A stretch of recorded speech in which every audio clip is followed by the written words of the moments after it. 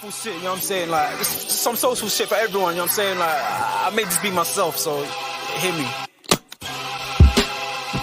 Woo!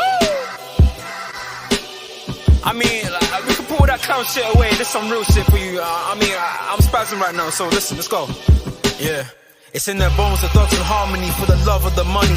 Then fall victim for the cookie, then turn pussy, it's lonely. You said you hold it down when life get rough, we're here now, so show me. We move them losses to them wins. Heavy pounds, we make it ends meet. Converse of only few who make me feel like I be 10 feet.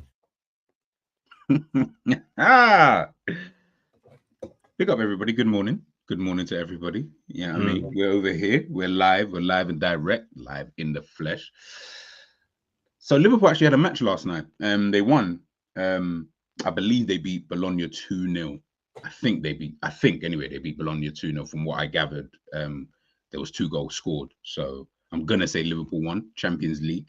Second game in the Champions League after 3-1 victory against AC Milan.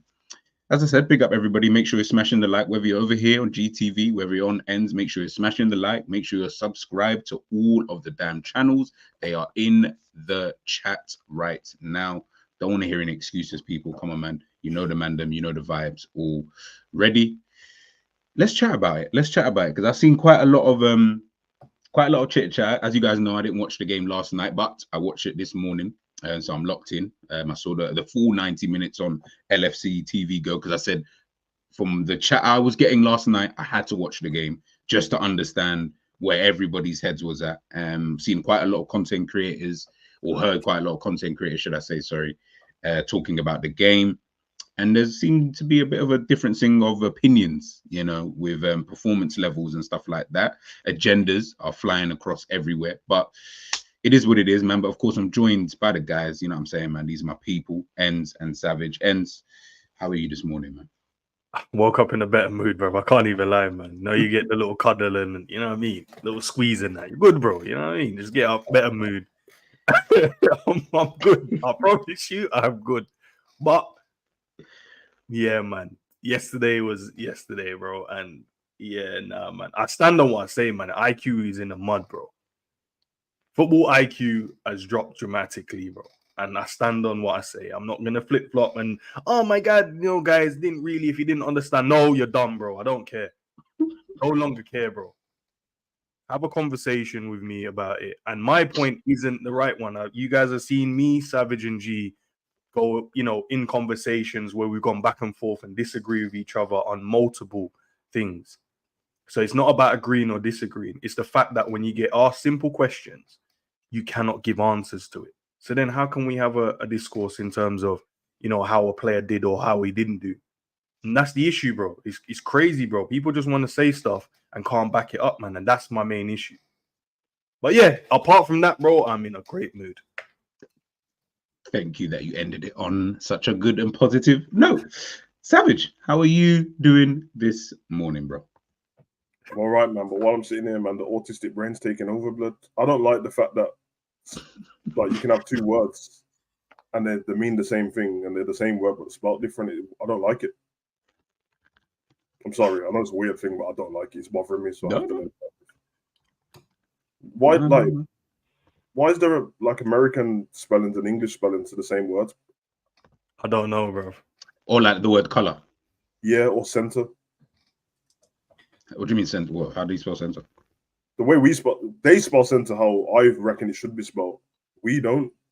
Yeah, so we put the R in E-N-T-R-E. Yeah, we do R-E and they do E-R. We do R-E and they do E-R, yeah. Oh, I didn't even know that. Yeah, but apart from that, blood. Guys, no. Thank you for ending it on a positive note. Before we dive into everything today, as I said, guys, you know, Liverpool, they played yesterday, and like I said, from what I gathered just from seeing the score line and watching the game, we won 2-0. But as per usual with Liverpool fan base, and I don't know what it is, I was saying to the guys in the back office, for some reason this season I feel like the agendas and the point scoring has just, you know, it's just gone rife. It's just gone rife, man. But before we chop it up and get into that, let me get into the comments. Big up Ali in the building. Big up Honesty as well in the building. Don't worry, I'll start that actually, honestly, and we'll talk about that in a sec. Big up Liverpool Truth Channel. Hope you're doing well this morning. Big up Woodley. Okay, cool. Yeah, Woodley. I just saw Woodley's. Yeah, okay, cool. Big up Woodley. Yeah, big up Woodley. Big up Kells in the building. Big up Cameron as well.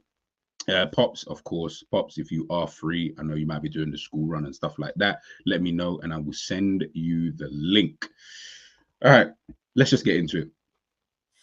Okay, I'm trying to think how should I play it. Let's talk about the game first. Actually, I'll start off with you, Endz. Yeah. In your opinion, in terms of the game in itself, how did that go for you? Could have been more comfortable for me, but obviously wasted opportunity, wasted moments. And I didn't only think that the manager clearly did based on what he said in his press conference. So, you know what I mean? There were some really good performances, some low ones. But as a team, in it, clean sheet, 2-0. You know what I mean? 6 points out of 6 in the Champions League and we move, bro. Could we have done certain things better? Of course, man. I think every game you could look at and go, yeah, can you improve on this? Can you improve on that? Scored a fantastic goal as well. That goal was mad still. And him complimenting is mad because Sav keeps talking about it. Yeah, we just need man to do a bit of overlap. One overlap in the game created space. And the man cutting a ass in the top corner. And obviously Soboslai gets the assist. Yeah, man. In all good, man. In all can't really complain, bro. Can't really complain. What about yourself, Savage, man? In terms of the game? Yeah, man, love the result. Another clean sheet. That's I like them, even though I don't care too much in cup games and that because they don't really mean too much. I just want to win the game and get the points. Didn't love the performance, but I love parts of it. I think we started the game very well, very sharp. I think typical Liverpool, when we're on top like that, we don't score the goals we need to score. You make the game way more comfortable for yourself when you do that. I think for the first, it was 29 minutes, we controlled the game completely. We were all over and didn't do anything rather than from the 29th minute to the 34th minute. I don't know what happened with the mans and we got rattled, and then for 5 minutes they were just doing dumb shit. Stilled out the rest of the half fine, and then going into the second half, they didn't do too much, but we came out a bit shaky. The passing was off. It was a bit sloppy. And then they started putting their patterns of play together and beating our press with their passing out from the back.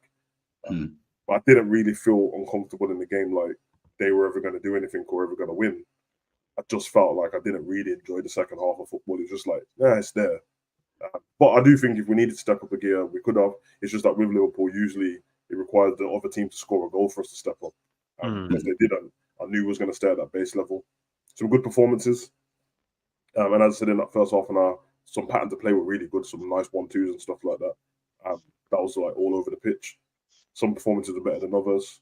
And yeah, apart from that, I thought everyone was all right. But like, you know what I mean? Some players didn't like the performance at all. But still thought we was all right. Nothing too special. I don't know if anyone's got ideas of people having these great games and that. I don't think anyone was that special, but like, it's done the job, bro. No, man, facts, man. As Endz says, people, bruv, run up the flipping lights, man. Run up the lights and subscribe to the people. I want to ask you both a question, Gick. I was gonna ask this yesterday, but yeah, I left that one. You see, with because I said it before anyway, whether you agree or disagree. You see, with the way that obviously we play, especially this season, but it's been something that's going on last season as well. Do you almost feel like we play, maybe the reason why people think differently in terms of we should be slapping Bologna 6-0, and you said this yesterday, you're right, we did make it uncomfortable for ourselves, right? Like when we didn't really need to, we could have easily have taken some of these chances, and you know, certain passes should have been made, blah blah blah, right? Do you think it's because of the way that we actually play, some people then view the game a lot differently? So what I mean by that is, at times, Savage just said there from the 29th to like the 34th minute, and maybe you can add, if people want to add like other various bits in the game, where it just looked a little bit like, ooh, yo, Liverpool, you guys all right? Like, what's going on kind of thing? You know, you're not really playing your free-flowing, you know, kind of best. And Bologna looked like, not even necessarily, okay, maybe there was 2 times when I thought, oh, okay, like this could have gone differently on another day, right? But do you think it's just because of the way that we play? At times, looks can be deceiving. That's the phrase I was looking for. I It can think just look like that. I think it's more the opposition, bro. What you have to realize, and people, I think most maybe don't, but I'll just speak from my standpoint, is most teams now play football. Like you rarely come across a team that can't pass out from the back. That can't. They might not be able to do it at the standards and the quality as like us and City, Arsenal, the big clubs, Real Madrid, Bayern, all of these teams. They might not be able to have that because obviously we have individually better players. So playing out from the back, they'll play out and then we can then punish. You saw Bologna yesterday, and the manager touched on it. They played out from the back very comfortable. Their football, how they play is really good. But when they get into the final third or get into areas where you're like, all right, I need this man to finish it off or that guy to do a good pass or a cross, that's when the quality steps in. And that's where they fell short yesterday because they didn't have the quality to take or make better off the opportunities where we do. So we'll get one of those and it'll be in the back of the net. So I think it's less so the way we play. I think it's more so that other teams can actually play good football. And I think if we can respect that and understand that, then you realize that teams are going to have opportunities against us. They're going to have moments, in terms of the spell Savage mentioned. There's going to be like maybe a 10-minute, there's going to be a 5-minute spell where teams are going to look really, really good because they can play out from the back. It's just they don't have the added quality or the good players on the day to finish it off. Let's use Nottingham Forest. They played really well in terms of the defensive low block. But when they had the opportunity to counter and break, they were very precise, weren't they, in terms of what they did? They had the quality on the day. Callum cuts in, wraps it into the far corner. That's the difference. The quality there to go, right, I can score that opportunity if I get it. Bologna on the other hand, yesterday, they played out from the back, sick, bro. Get into the midfield, found the wingers. They were having shots, but the shots were meaty at times. One was at Alisson, things you expect the goalkeeper to kind of deal with. So I don't think it's more so how we're doing it. It's just you have to just respect the other teams, bro. They can play football as well. The difference is just the quality. We have better quality at the top end than most teams in the world, and Bologna didn't have that quality yesterday. They can look energetic, run around and whatever, but unless you have the quality to pick the right decision in the right moments, they're gonna look good or look like there's a pressure and there's a problem, but there isn't really anything when you actually take the emotions away and look at it.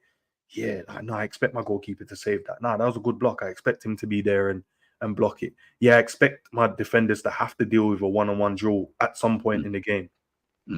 But the way some of us speak sometimes, we don't expect that to even happen. We should just go. I expect us to go and smoke some of these teams, but I expect that based on the quality we have going forward, not based on the other team that can't defend or whatever. I just respect the quality that we have, and they should do it. And yesterday you saw we could have scored 5 or 6 easily, but we just lacked that cutting edge or the quality yesterday. And it's more not the quality, sorry, it's the decision making yesterday. Or the lack of the lack of it. But yeah, I think it's more the other teams, bro. Hopefully that made sense. No. Dude. Savage, man, what about you, bro? What do you think it is, in terms of, because it's something that was said yesterday on you lot's calling show, which kind of has been sticking in my mind for a hot minute. It's this PTSD that we seem to kind of have as Liverpool fans in a general sense, right? From the way I'm hearing people talk, it just sounds like because of what we've seen previously, even though everyone keeps telling us it's a new slate, we keep kind of referring back to the old, we keep thinking, oh no, but we're under Klopp again. We're playing the same football as last season. We're doing this. But then everyone's told us here on the channel, Endz's channel, Savage's channel, it's a new slate. So I don't know. I'm finding it difficult. My brain sometimes can't really compute that. So I'm hoping you'll be able to explain that for me, bro. Yeah, the clean slate thing was just a thing that people said and don't want to stick by. Clearly, that's fine. But so obviously, when you're having a conversation, you kind of have to give the disclaimer to let me know that's what you're talking about. So, because if you conflate the two, it's 2 different seasons, 2 different managers, same team. So, when it comes to the actual playing the game, I think first of all, I think the fans are a bit naive to think that you're going to play against a football team in the Champions League, by the way, and assume that they're not going to do anything in the game. And that's kind of crazy. If it happens, great. But like, there's gonna be a place in the game, even if people don't have shots in that. There's gonna be a momentum shift in the game. It's how you deal with it. That's why defending's part of the game. It's not just attacking. The same thing against Wolves, bro. You're being naive to think even if Wolves are shit, that there's not going to be a momentum shift, and there was, and you just have to deal with it. There's two parts of the game, but we keep acting as if the only part of the game is attacking, and if any team gets a shot on goal, you know what I mean? When these are basic saves for Alisson, it's not like the world-class saves he has to pull out all the time. And that, bro. Do we leak chances sometimes? Yes. Sometimes the chances are gilt-edged chances, but that's why you have a goalkeeper in it. That's why it's a team game. If your defenders are going to try the best in the game, every now and again, someone might just let off a shot, bro, and it is what it is. I do feel like Liverpool do look rattled. I think we have to learn, which is it's early in the slot anyway, but we always look rattled for a minute in the game, man. If some other team does something, shifting momentum, you don't need to be rattled when they're doing that. You just need to take the sting out of the game. Once we learn how to do that, nobody should be able to complain. But as I said, it was only like 5 minutes. But people act like that 5 minutes is the whole game, bro. I'm like, no, this is normal, bro. And I know this because when I was doing the watch along, it went from everyone being very comfortable, and in that 5 minutes, people were coming into my chat going, "Oh, this game's terrible. I can't believe what I've just watched." That's all I saw on my timeline during the game. And I was like, "What? Just for the 5 minutes, bro? Like, for the last half an hour, I was playing really good and." You know what I mean? It's fair to say that, what's happened right now, we seem shaky, but to act like that's the whole game, that's what's happening, man. You can't, very rarely you're going to be great for a whole game, but people are taking, I don't know, like a 10% of a game and then using that as the whole thing to mark the team off with, bro. And I think they do with the players as well. You know what I mean? Somebody does like a bad pass, that doesn't mean his whole game's been rubbish. You know what I mean? It's just fine margins, you get me? If it's a bad pass that leads to a shot on target from the other team, yeah, it's a chance you've created for the team. You have to talk about that. It's a mistake. If it's a shot on goal from a striker or something and he doesn't score, it's not a big problem because clearly no one's conversion rate's 100%. But if it's a one-on-one or an open goal, then there's the problem, bro. But they're not all that, so we can't keep pretending like that, man. I think Liverpool's going to get better as time goes on. We're winning the games. They're learning. I think some people need to be more disciplined in the matches. And we just need to learn to be boring, bruv.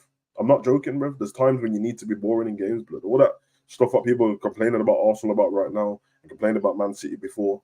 Well, the difference in them moments is that they don't let goals in them. They don't receive that many chances. They just show up and go, we defend too. And I think the manager wants that because he seems like he cares more about the defending than the attacking. That's why he said there's no room for any of this all of this, I'll do what I want when it comes to defending. No, this is not a democracy when it comes to defending. So I'm the dictator, and I told you, man, to defend, bro. When you're going to attack, do your thing, bro. And he said something in the last press conference before this game, after McAllister spoke. And this is what I said when he was talking about like they have to follow my instructions, and when they've got creative freedom, he said, I hope when they're being creative, they're not following what I've said to a T, like too rigid, because they need to do stuff on it. I'm not telling them not to shoot and not to pass up that side of the pitch. I'm just saying that when we're defending, there's no room for error. But when you're attacking, be free in it. You know what I mean? If man's running with the ball across your side, then make space and move to the other side. That's just football. But I don't know. Can't help, man. I feel like when we're discussing these football matches now with Liverpool, it feels like 10 people have watched 10 different matches. But you have to almost put a disclaimer, bro. If you don't put a disclaimer, boy, then people are going to start thinking. That's why I put the disclaimer yesterday or the other day on the street. I was like, I don't want people to think I'm talking about something else in case it gets, put around like, oh, but you think, no. I'm saying this, but we're just, as Endz said before, as Savage said before, we're just having a conversation. It's just a conversation at the end of the day. Do you get what I'm trying to say? Big up Luke B in the building. But yeah, look. On top, obviously, yesterday's victory added to this. It's 8 wins from 9. Now, listen, of course, we've done the analysis, and I feel like people also need to start understanding.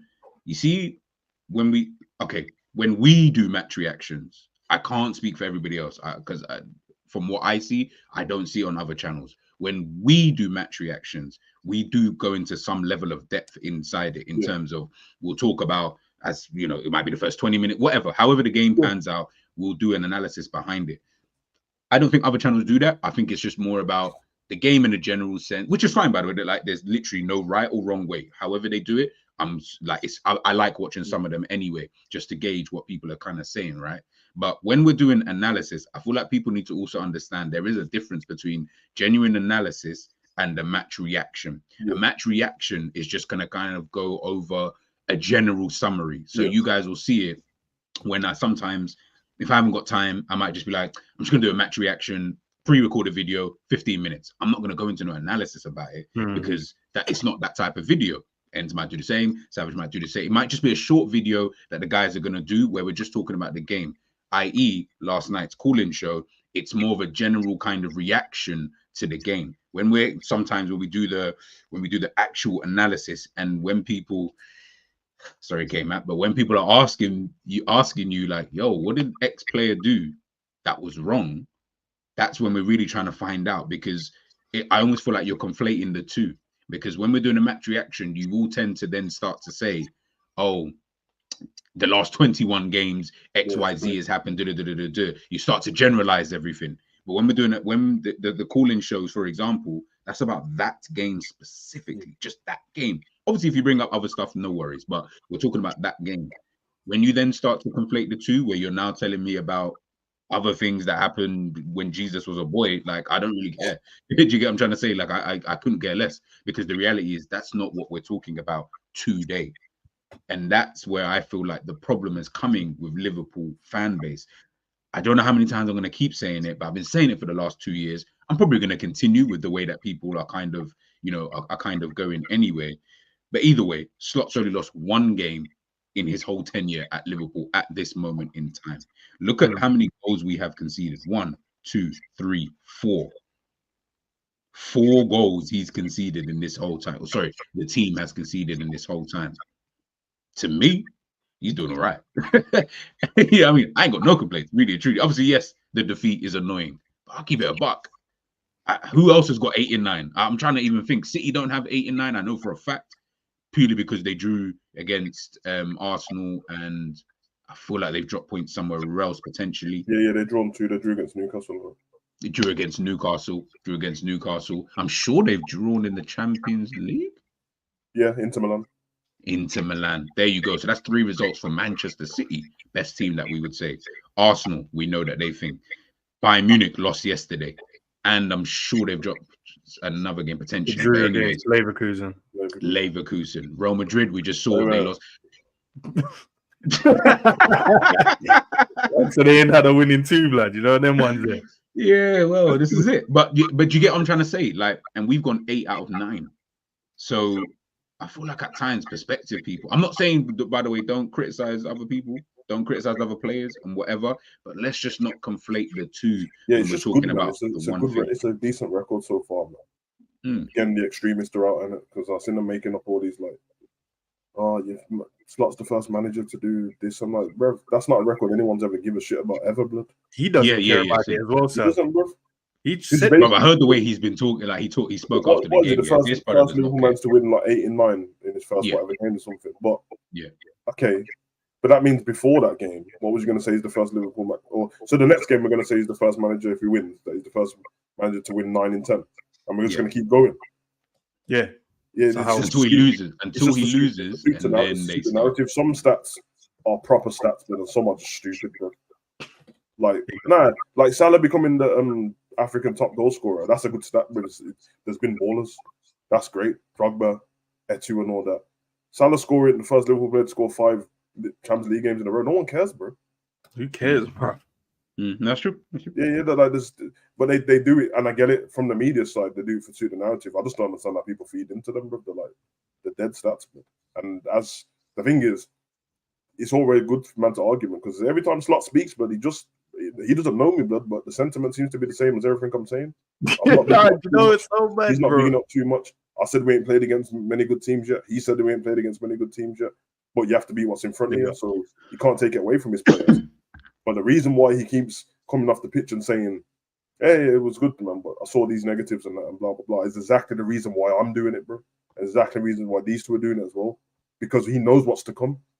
Why would I not want to iron the mistakes out against Ipswich and all these teams? So when I get to Villa and Brighton and Man City and Arsenal, that mistake that we would have made then, I don't make it this time. This guy, Trent, you keep dribbling from right back into midfield and losing the ball. Get it out of your system now. So then when we go against Brighton, Matoma don't take the ball off you and score, bro. It's just simple, bro. That's it. And that's for everyone. Gravenbergs don't do dumb headers there. And you see that little turn cut thing you do? It's so good. That don't mean you have to do it every time. Every time, yeah. When he takes the ball off you there, it's Ross in the back of the net. Yeah, trust. So, but when you run with the ball there, make the decision right. Because if you don't, bro, we need 1-0 or 1-0 win against Man City. We ain't gonna win the game now. And that was the only chance we had in the game.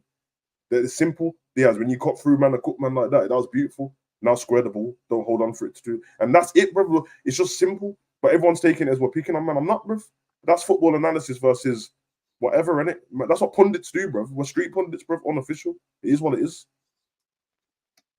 Man don't like it. The channel you of the football world, bro. Like, man don't like it. They don't have to, bro. But that's why there's different. It's what G just said, bro. There's a match reaction, and then I mean, there's whatever in that. I wasn't crying at the end of my watch along, bro. But you wanted me to jump up and down and be excited. I wasn't. I was just like, I'm good. We got the win. Do you guys think then? Yeah, I'm just thinking this on the spot. Do you guys think it's the way that we're articulating things? Because everything you said, everything Endz said, everything I've said in terms of doing well, of course, he is. We just saw the 8 out of 9, right? We ain't really played no one. Like, we know the teams that we're looking at, right? So we're waiting until not even waiting, but when we get there, then we get there. Then we can, judge how he is in total, because we know he can beat these small teams, no worries. But when we get to those kind of things, as Savage just said, you can even hear, like, I feel like we're saying something, which is what the manager just said. And Endz, I remember you mentioned this earlier on today. Manager saying the same thing I'm saying, but he's articulating it in his way, because that's the way he speaks. We're articulating it our way because of the way that we speak and the way that we talk. For some reason, people are shouting at man. For some reason, people are getting onto man. I don't know what it is, G? It's not that. It's more the credit in it. So what I realize is, and it's no fault of our own in it. You got a manager that's in a professional game. He's already won a trophy. Whether you rate, the league he's come from, that's fine. It's one trophy. He's coming to Liverpool, so he's already got that stature of, being in the public eye in terms of, he's someone of some stature somewhere. Then I'll use myself for an example. You don't know me from Adam, so what I say, you be like, yo, you're just like me in it. So who cares what you think? It's not like I see you on TV doing this and blah blah blah blah blah.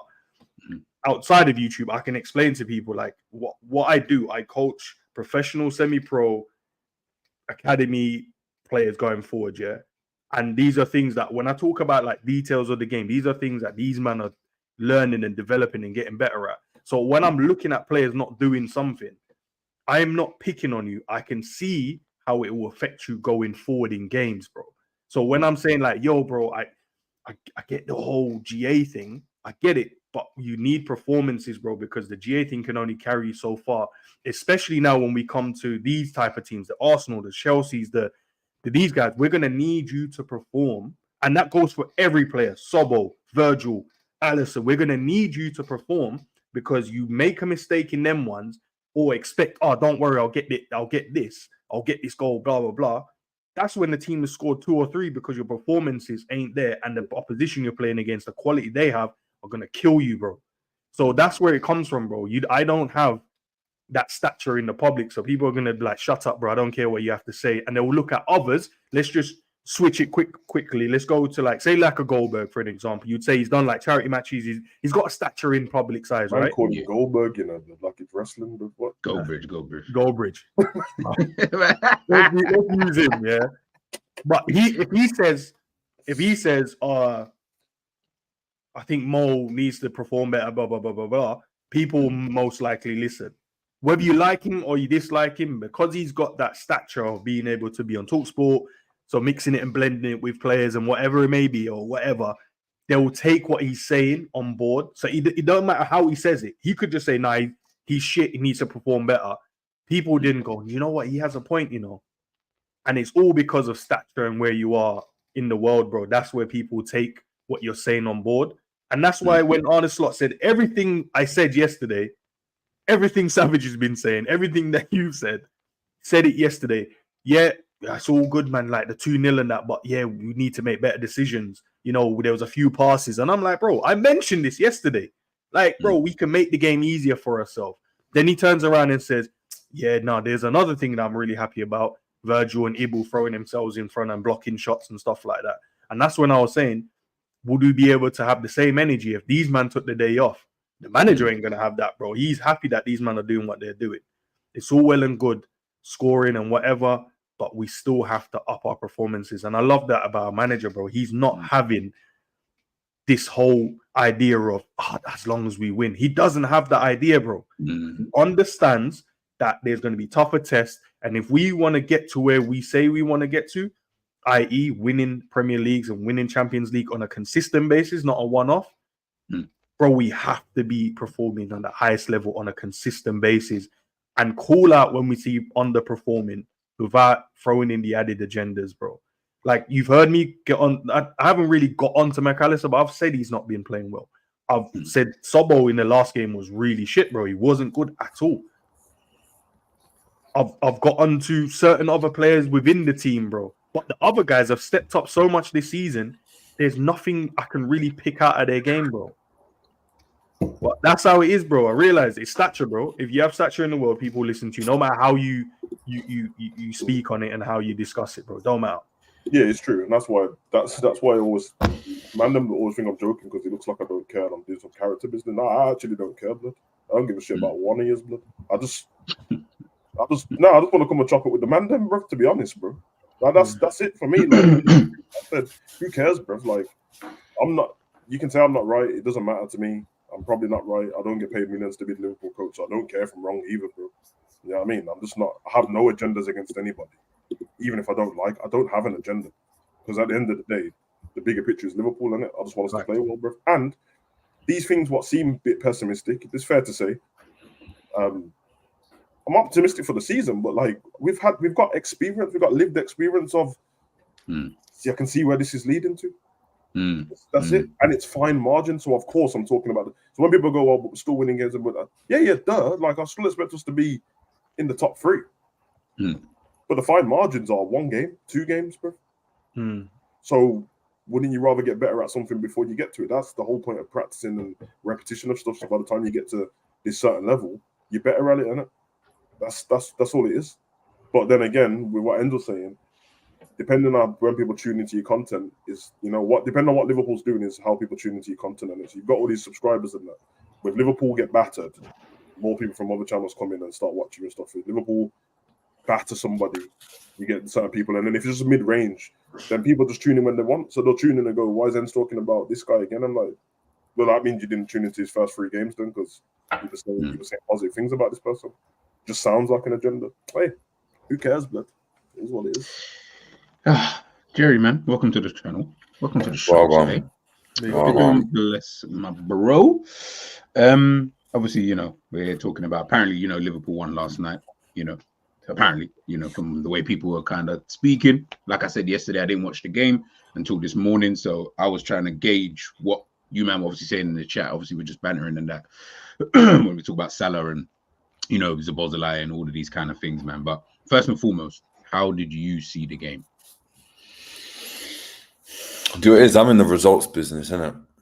And no, honestly, I am in it. Like, I'm a coach. I'm in the results business, innit?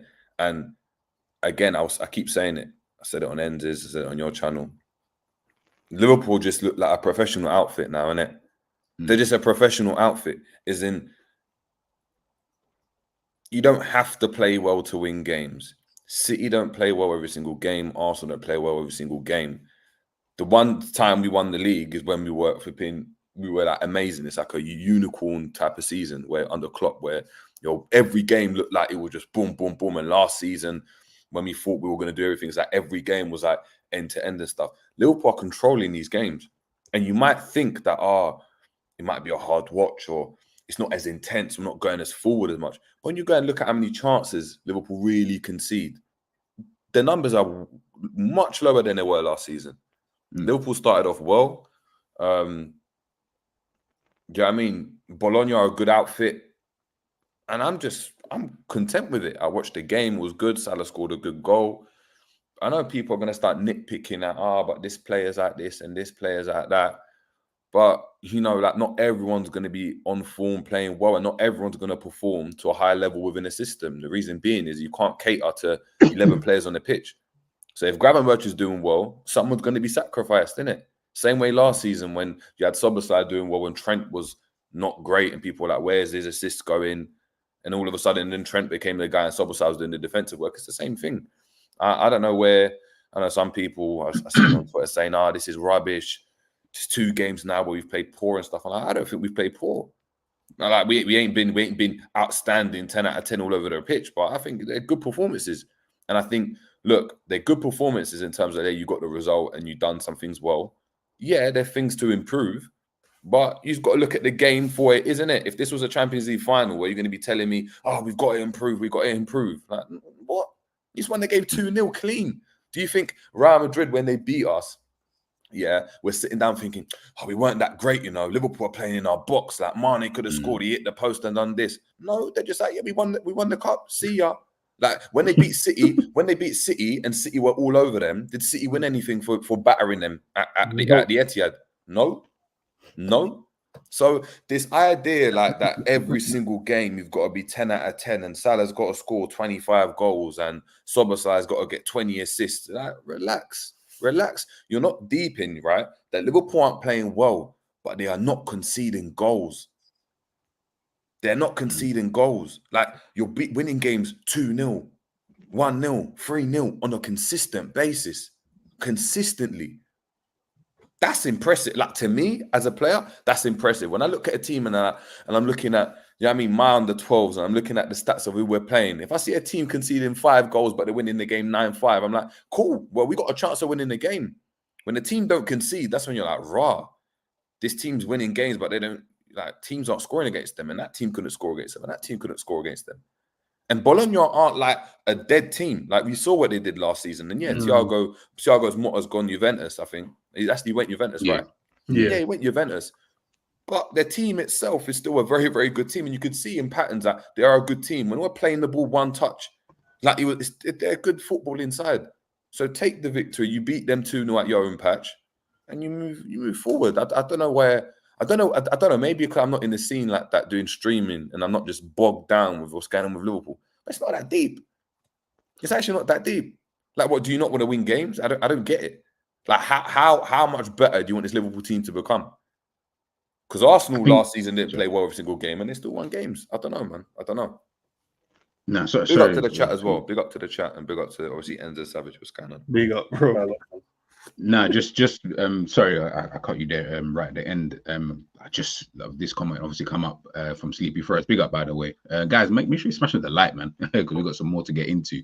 Obviously, but our own manager said we have to improve. Exactly what Jerry said. But the reality is, it's I like the fact that he's not going so overboard with everything in terms of I hear obviously what Jerry said about it's a results business. He needs those results. Remember, if we were playing, quote unquote, what people think poorly, as an example, and wasn't getting the results, Jesus Christ, the way people would be getting on to slot. But imagine Liverpool are playing well but not getting results.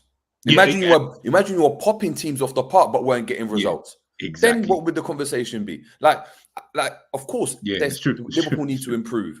But for me, when you deep it, what is this, like his 7th game, 8th game in charge? 9th. So it's under 10 games. He's played under 10 games. Imagine Trent only played 10 games for the season. We'd say, bro, he wasn't available for the whole season. If Slot's only been there for 10 games. So allow the brother to work on what he needs to work on. Bro, that's ridiculous. And even that Nottingham Forest game, that looks like an outlier. That's like, you didn't get pasted. It's not like they scored 3. They lost the game 3-2, 4-3. It was a 1-0 game where you dominated the ball, couldn't put the ball in the back of the net. That happens. City have a game like that every single season. Every single season. They have a few games like that, to be fair. But that's my point. It's like, of course, you got to get better. Cool, but it's what it is. Like, in terms of, there's things to improve. Not that you have to like get better because you're poor, but when you look at the game in isolation, you look at it like, we could have done better. We could have done better here. Could have done better here. Like I spoke about Gravenberch before. He could have done better with that pass and stuff. But he's done well this season, isn't it? Like how can I get onto him after 10 games? Same way, how can I get onto the team after 10 games? Look at Look at that stat. Look at that. That's dumb. For me, that looks mad. You have not conceded more than one goal. More than one goal. Do you know how solid that is in the Prem? Look at Chelsea. Chelsea are getting results, but they're conceding like 2 goals a game. I don't know, man. I don't know. But big up. No, big up Stream Elements again, man. Much love. Thanks for subscribing. The Football Poet. Big up to Sleepy Forest as well. Big up to anybody who's new to either or any of the channels. And you guys are watching this morning. But listen, man, I'm listening to what the guys are saying, man. And like I said, man, I just think that people's favorite in Klopp, and I know we go back to Klopp a lot, but I feel like you guys just haven't gotten over it at this point. So because it's someone new, he's doing well in terms of the results. He's winning games. He's only lost 1 game. As Jerry said, man's only conceding 1 goal when he does concede a goal in these games. It's almost like I feel like a part of you wants this guy to kind of not do too well. So we're going to nitpick at everything. But the reality is, bro, he's telling you after these games, by the way, after more or less every game, bar like maybe like a couple of games that we've had this season, he will tell you, yeah, but you know, we need to pattern up and you know this and listen, look, we're conceding goals here, like just be easy, you know, in certain passages of play and etc. etc. He's literally telling you that he understands that yes, the team does need to improve, but guess what? The team is also winning. Hence why I said there's the difference between when we're doing analysis and the whole match reaction thing. I agree with that. Like when we're analyzing the game, We're analyzing the game, then it's gonna sound like we're nitpicking because that's what the show requires, and we're going into individual players. So I can't, once it gets to an individual player, even if Liverpool's been good, I can't just pretend like it's been good. But if we're just talking about Liverpool as a whole, Jerry's right, man. You look at the season so far; it's been a really good season. I mean, we're top of the league, isn't it? So and in the Champions League, we're joint. So do you get me? It's Sav, do you think we don't do a good job in terms of explaining it? Because I feel like definitely that's what we do. We analyze the game, but if we're having a general conversation around Liverpool, I'm not dumbing myself down for these key stay free youths, but fucking hell. Bro, I ain't doing it, bro. Like if these men ain't got education, bro, get educated. It's free online, bro. You get me? I'm not. Nah, because we're just said open university. Yeah, because what we just said, bro. Slut says the same thing, and it's fine, bro. So I'm like, how am I the pessimistic one? I'm just saying the same thing what the manager said, and I said it before he said it. I don't get apologies. Yeah, that's true. That's true. So did you get why I asked earlier on? Is it the way that we're articulating it on stream? Is there a way that it's not coming across to people when we're saying? Because it almost sounds to me, and again, maybe the way I'm articulating it, guys. I didn't go to university and get an English degree. I stopped. Neither did they. Of course not. But in my head, they did. In my head, they did because the way that people are comprehending this. They didn't. They didn't. Promise. No, but because after every single game that we played, again, like bar a few, whatever games you guys want to pick out, yeah. After every game, this brother has come out and basically just said, guys, let's just bring it down a second. You know what I mean? We've not. He's told you we're not even playing the good teams. We're playing teams who should finish at the bottom half of the table. So we should really and truly be winning these games. But yes, there are things to improve. But the thing is, and even though he's saying it, I mean that's like evident in it. Like he's not saying anything like, "Oh, I didn't think of that." You know, I didn't think that Ipswich weren't that good. Like, brother, you played Ipswich. Like, what were you expecting? Like, I don't know, man. Look. He's got a contract. What? It's a 3-year contract. Is it a 2-year contract? Something like that. 3 right? years, I think it is. 3 year, yeah. And what he's got? All right, cool. It's 3-year contract. He's got a 3-year plan. This season, what is my goal? I want to build this team, consolidate, make sure we get Champions League. The next season, what's the plan? Like in terms of the plan, like of course it's not going to be great, and of course he's going to be honest about what he wants because he's got a certain level that he wants to get to. And if he's got any ambitions of surpassing what Klopp did, which is why he's here in the first place and why we'd want a manager to come in anyway, we don't want a one that's just going to do what he's doing. Otherwise, we could have just kept whoever in there just to kind of, hit the baseline or do worse. We wanted to do better. So he's looking at that, we're winning games. But where I envision the team being and how I envision the team playing, there's certain things that are going to be different. This movement's going to be better. They're going to understand this. And it's things that we won't even know. But on the pitch, he's looking at it, and it's not only like, this player didn't do really well, or Szoboszlai not scoring goals. It might be, you know what? When Alisson got the ball, he's on the right side, but the ball's on the left side. Maybe I need him to come across to the left side to go and get the ball, because it means that we can play out that way instead of going and hoofing the ball, or Robertson just kicking the ball forwards. It's things like that that we might not be privy to.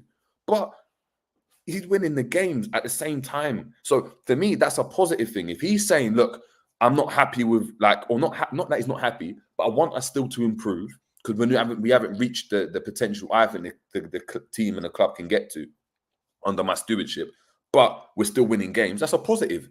It means that without us, not quote unquote underachieving, but without us meeting his expectations, we've still got one loss in 9 games, 5-game winning streak.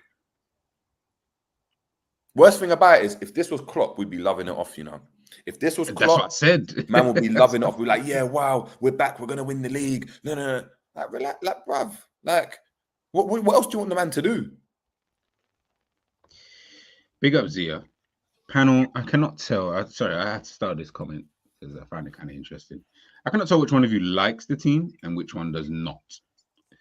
I'll get to that in a sec. I think fan base will calm down after games against other contenders. So let's go with the first part just before the sentence ends, right? I cannot tell which one of you likes the team and which one does not. So I'm just going to keep this simple for you guys, by the way, because again, I'm trying to articulate this so everyone can understand.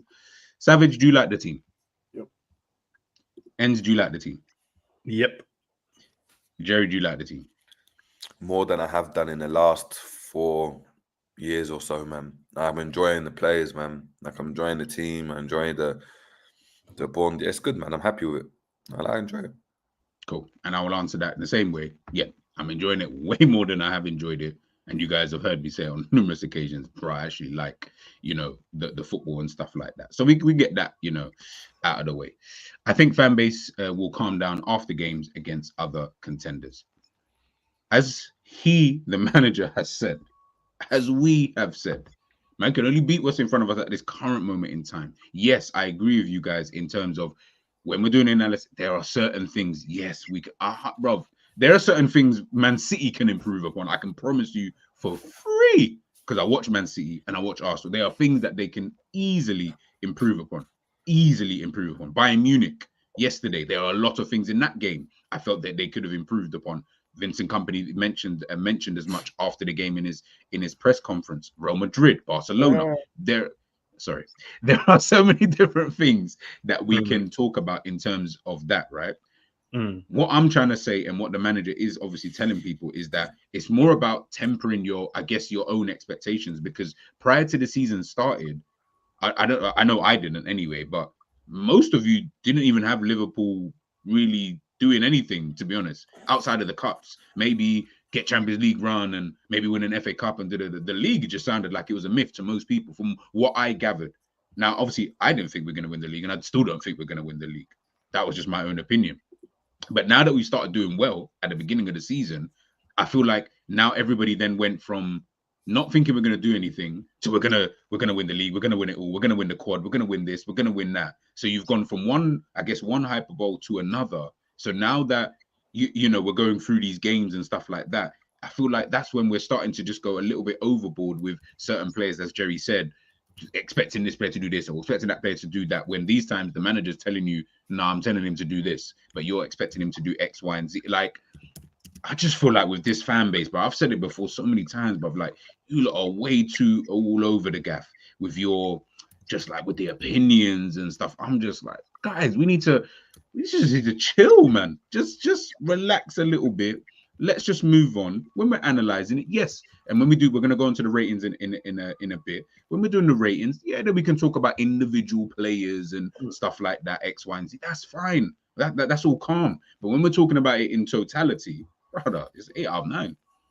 Man, can't really complain. Like, I don't think many people even expected this kind of start, really, in truth. Maybe you did, maybe you didn't. I don't really know. But 8 out of 9, I don't feel like that's a cause really for concern. I don't know about you guys. I don't know if you guys think it is, but I don't feel like 8 out of 9 is, bro.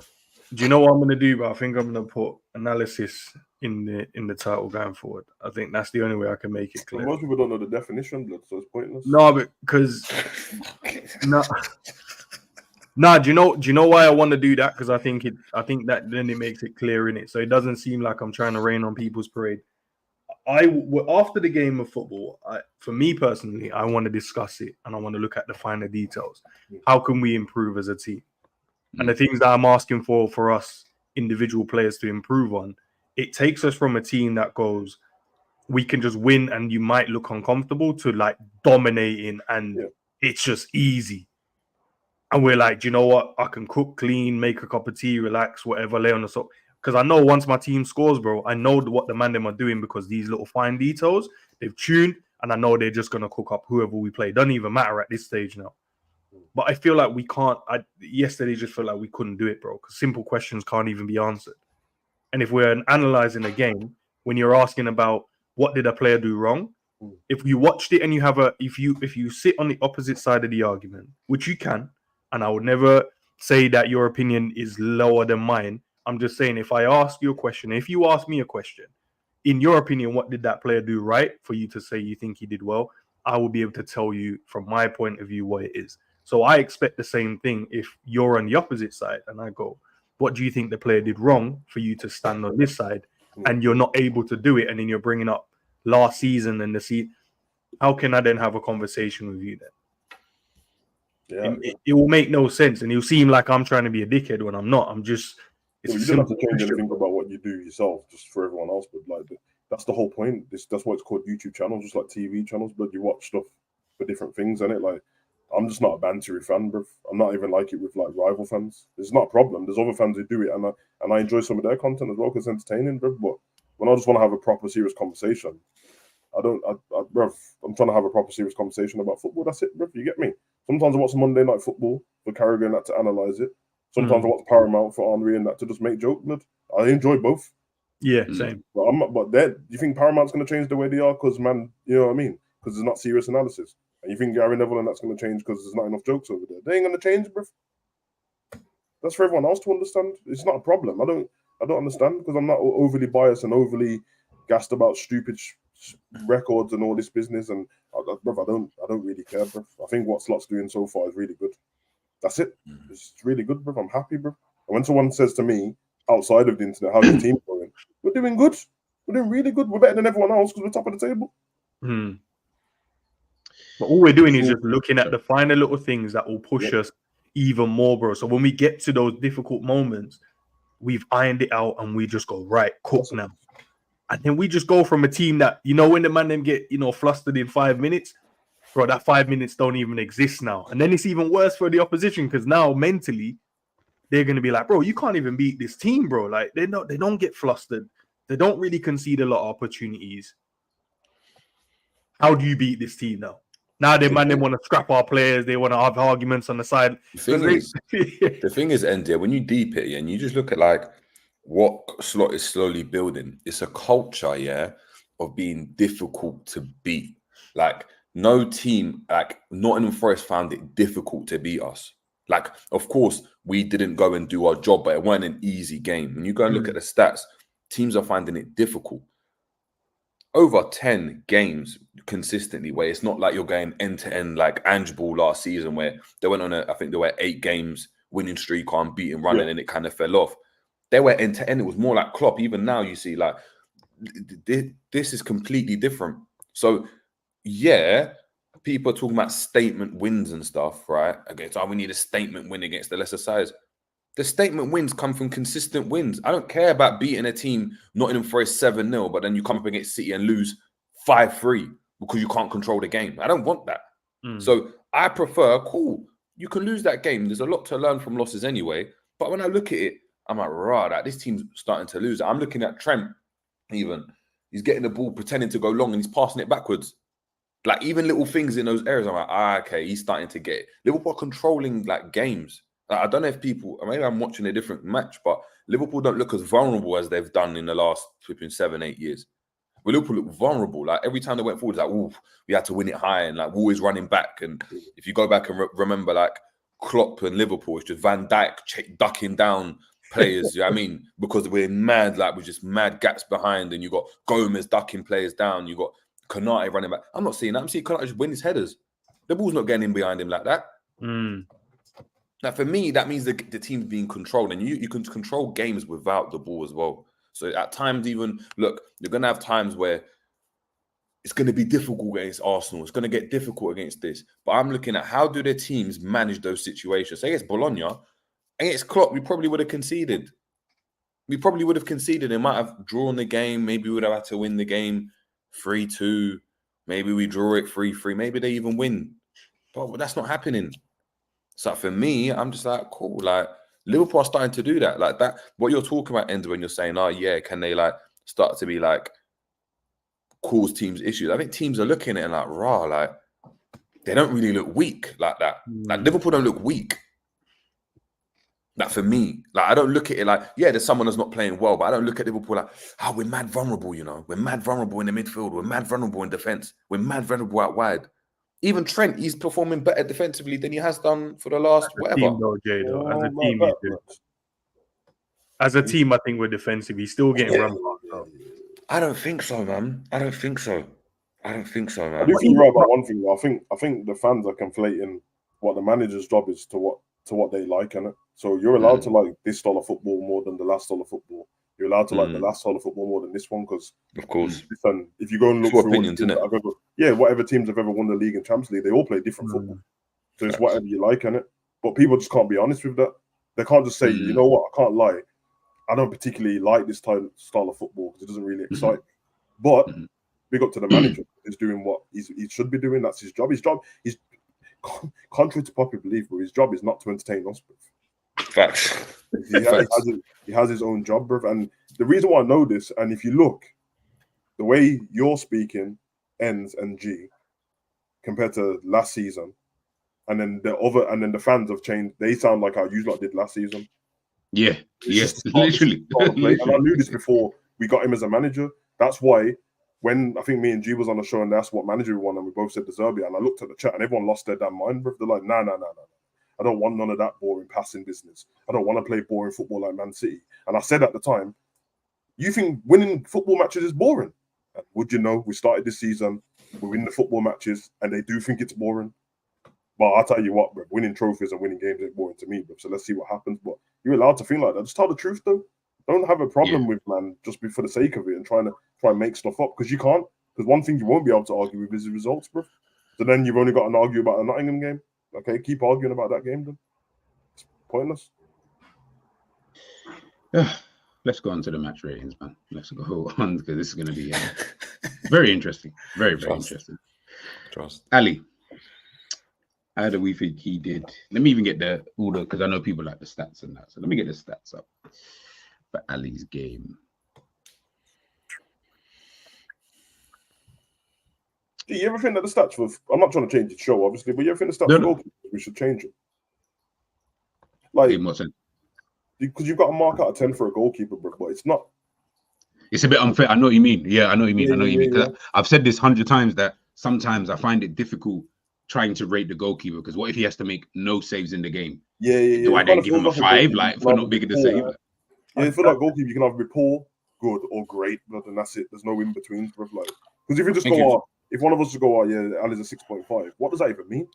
Yeah, I think it's true. I think you just got to judge it on like distribution and all stuff like that. Like, you got to start looking at like, all right, if he's playing the pass, how many times did he look? We might have not made a save, but he gave the ball away. Like, he clicked it into like Salah, but gave the ball away, and all of a sudden they had some joy. I think you know what? There was a few more. Obviously, the Robbo one was mad.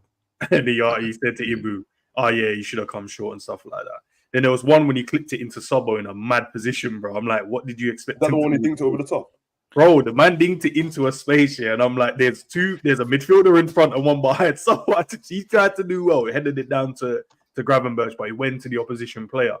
And I'm like, yo, bro, you can't, if you're going to clip it up there, bro. Don't be, because if they win it here, it's long.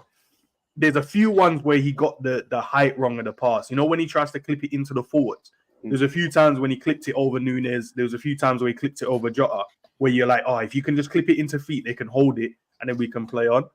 I think there was a few times for me, it needed to be better. To be fair though, he actually played one pass into Salah, innit, where Salah just tried to square it to Nunes, to Diaz, sorry, and Salah's right foot will just let him down. but he played a lovely through ball. Like if that's a pre-assist, like that should have been Salah. You should have cut inside, scored, or you should have just found his man, but you kind of just played it a bit too early.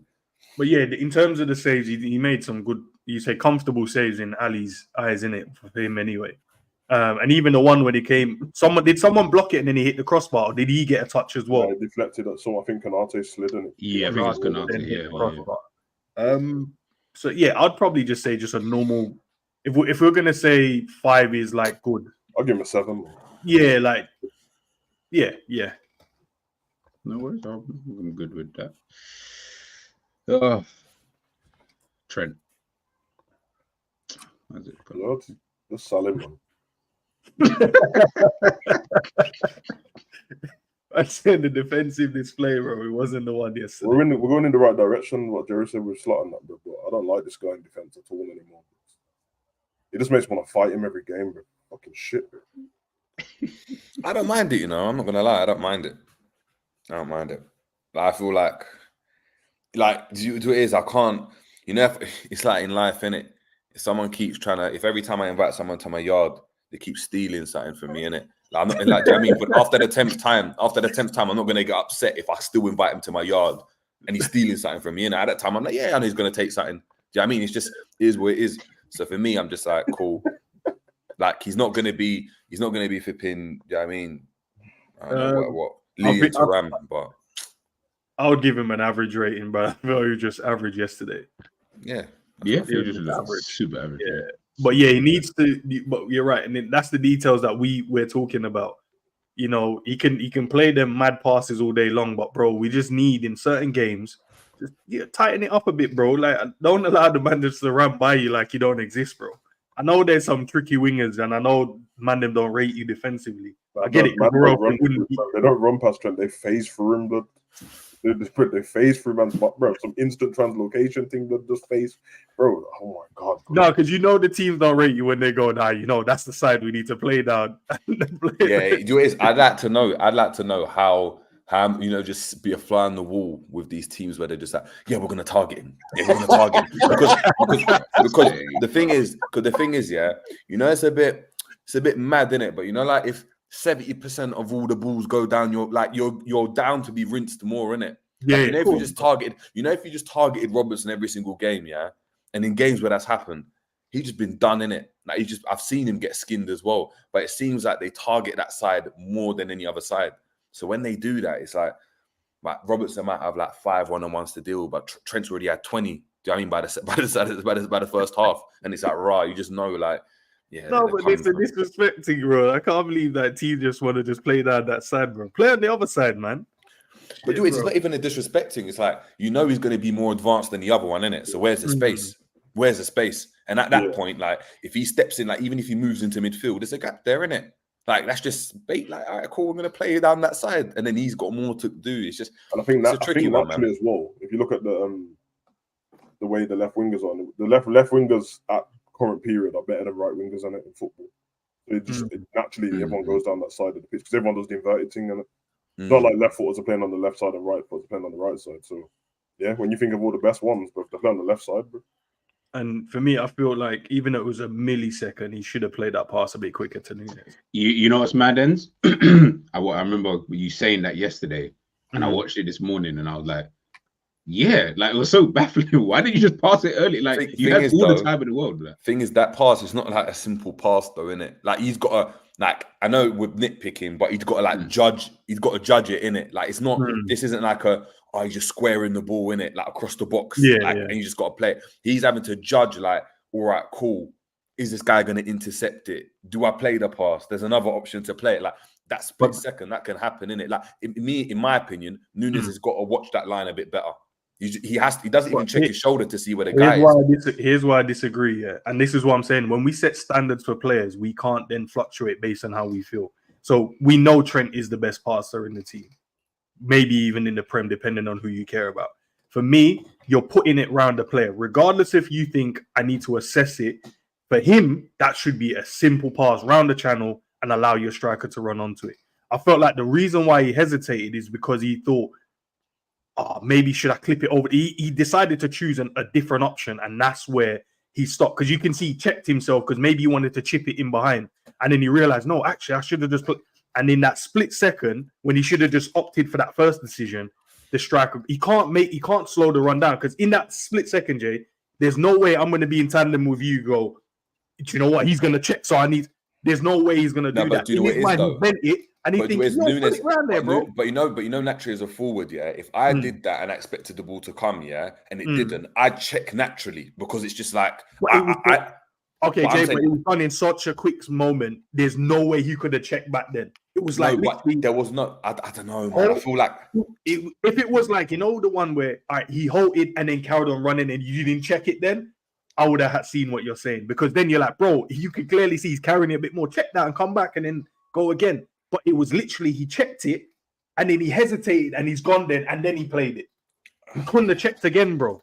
It was so quick, but and that's what we're saying, difference in opinion, guys. Yeah, so you know, man, say if Endz don't agree and we can't share different opinion, you know who you are, bro. No, I do.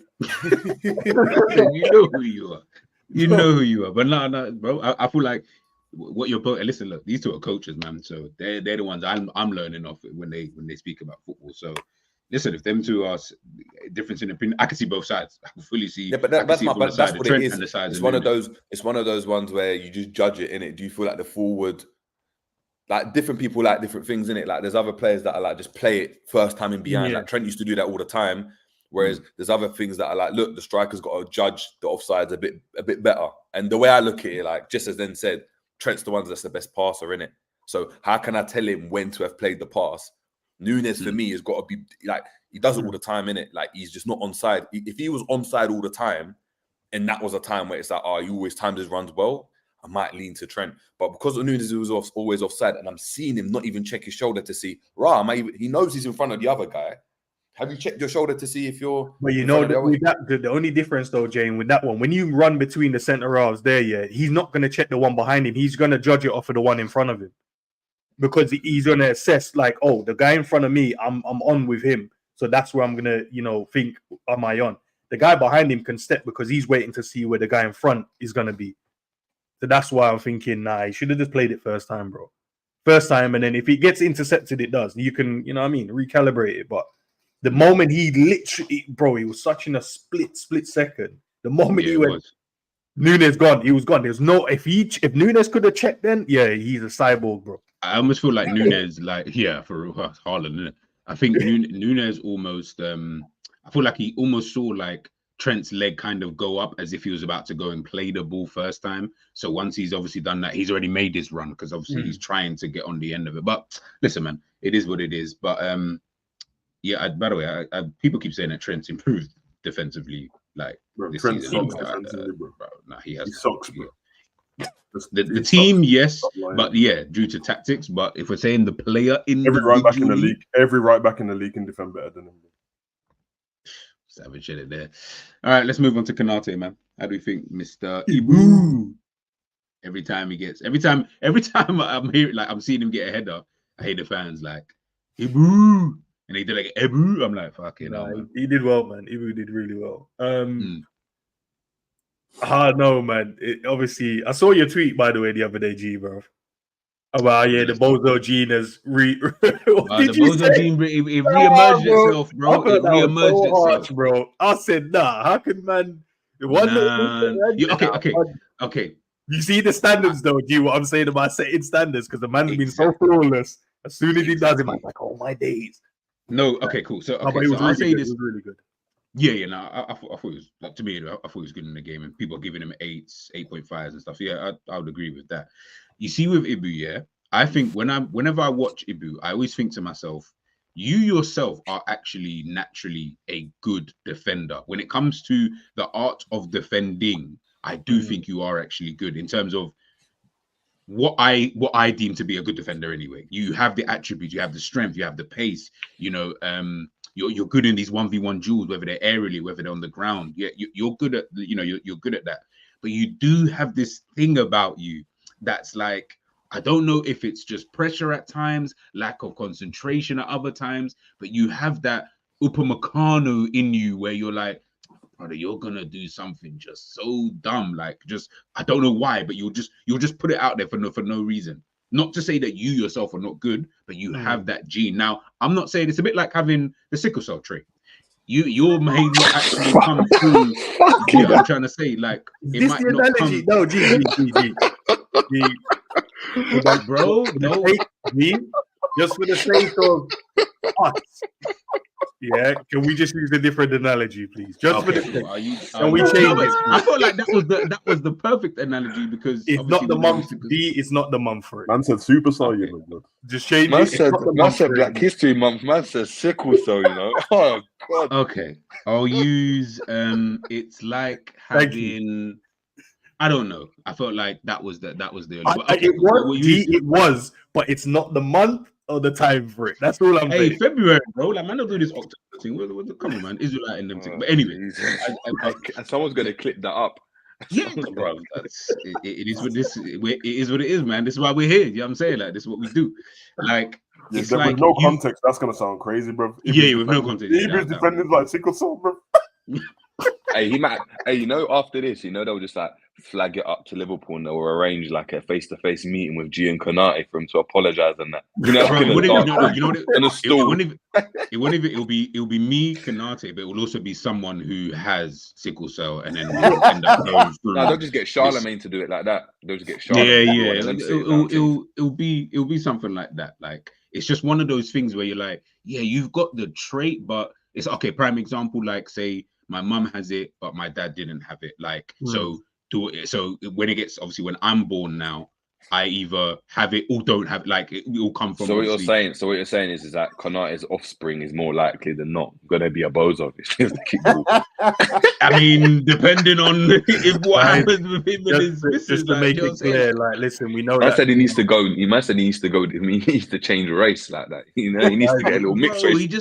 He used to touch Paris and be like, yeah, you know what?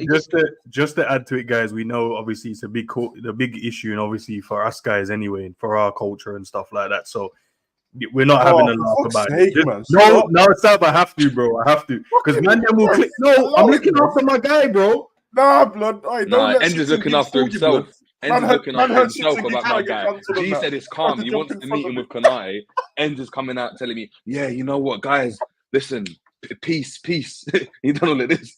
I mean, bro, everyone is full PR mode, you know. Man said, yeah, you know, with our I don't. Bro, I tried to do the sincere thing as well, man. I tried to do the shits and gigs thing, bro. We'd have just deleted it after. I was gonna say, I would have just deleted it. No, guys, listen, we know. You know, you do this one, like, guys. I know. Bro, you like, the thing is, I'll never put a disclaimer, because to me it's exactly the same thing, bro. Like, he just seems to have it, but that's not gonna then impact the way that I would look at, say, Ibu, so to speak. I just always know in the back of my mind those things are gonna come to fruition. Yeah, I'm trying to say. But listen, man, he was good, and he's been good this season, bro. Like, do you think, other than that, do you think he's improved? Do you think maybe, based on your analogy, do you think like he's had some treatment and now it's like, brother, it's dormant? Like, yes, okay. I'm looking at it. I feel like maybe it's like the passes he's playing look good. Yes, he's winning this. Like, because I also thought that on the ball he wasn't as good in it.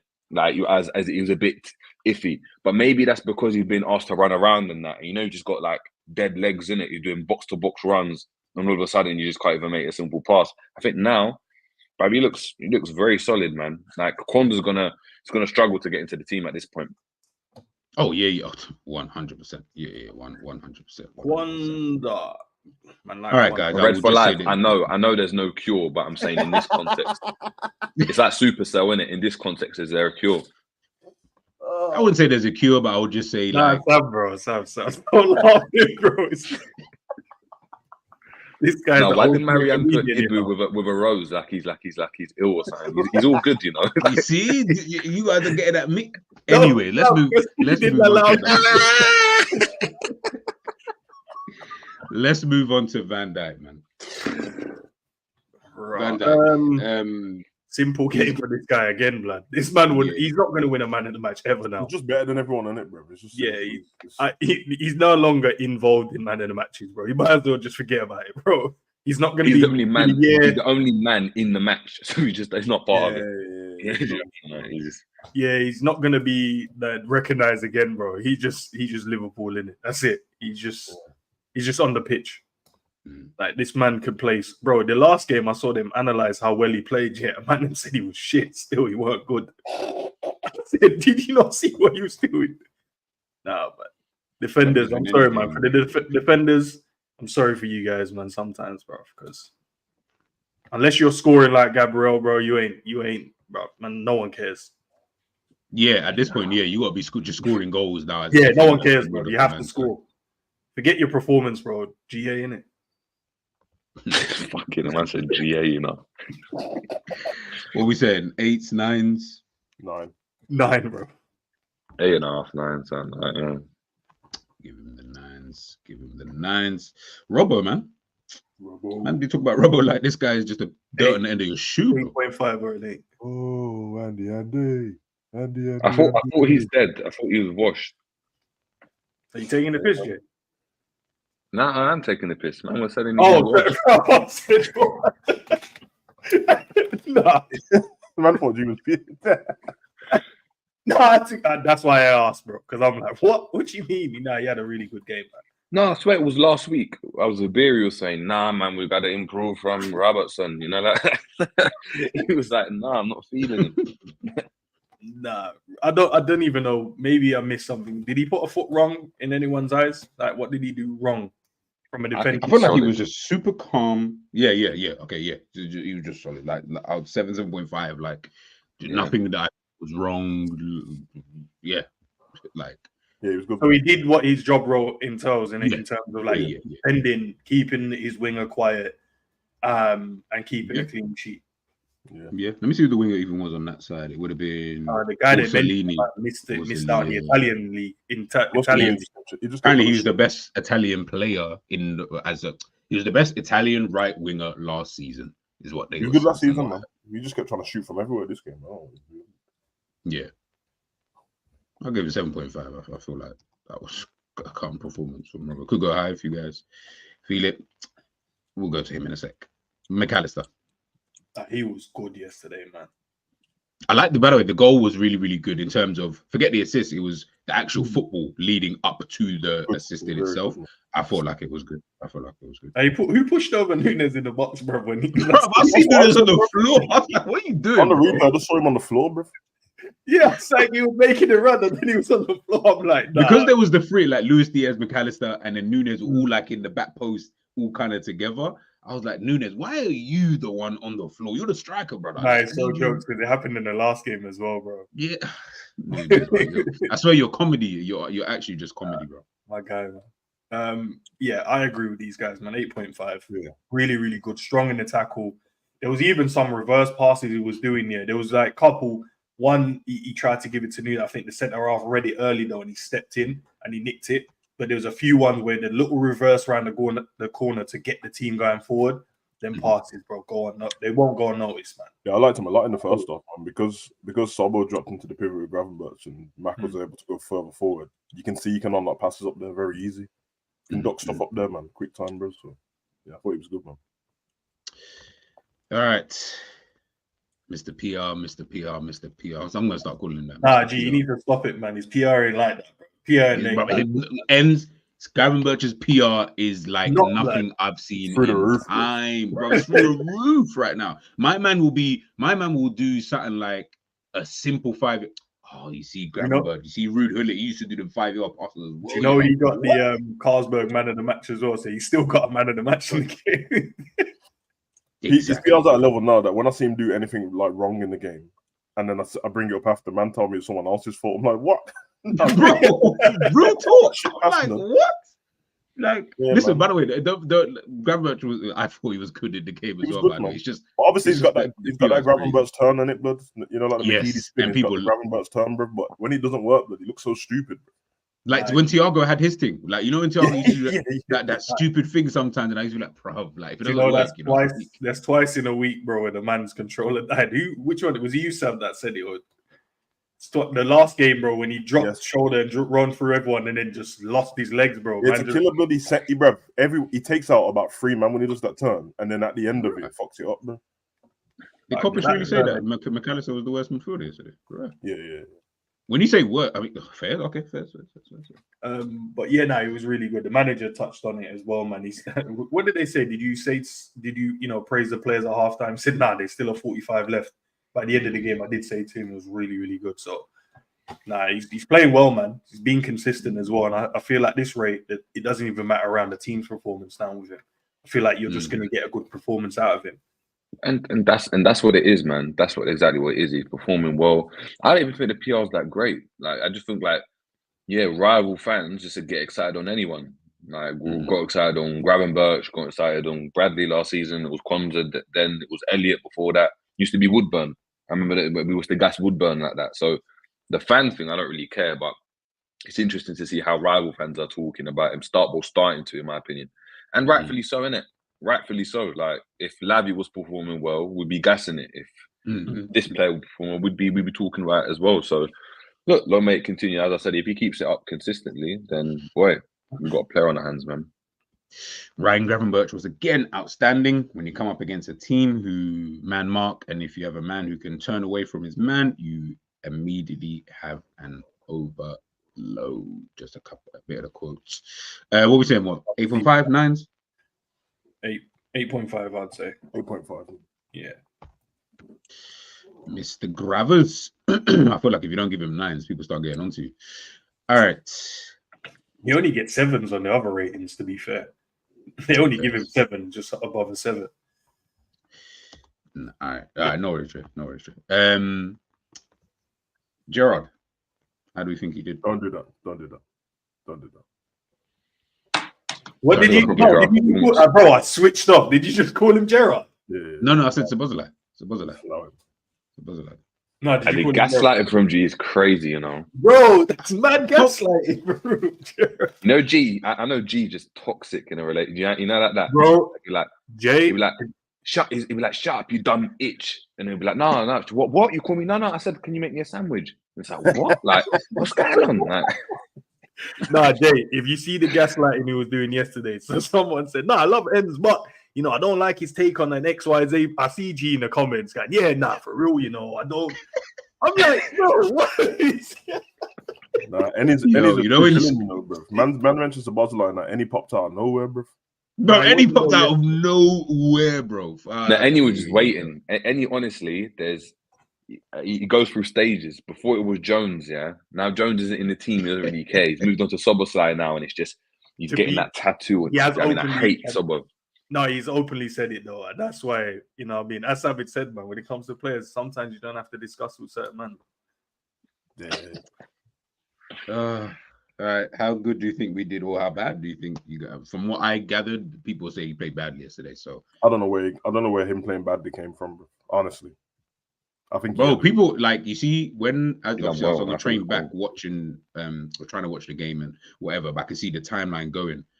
People were like, there was a pass that he didn't do. I saw someone tweet like, "Oh, this was a Boston guy, man. He doesn't pass." And I was like, that's when during the time when I didn't watch it, that's when I thought, "Oh, is he having one of those games where I'm just gonna get onto him?" Like, I don't even remember a pass that he didn't. But bruv, if there's any negatives from the game, I just thought that when we started the game so fast and he was really good, I just feel like I think it was Salah who played that ball across the box, bro.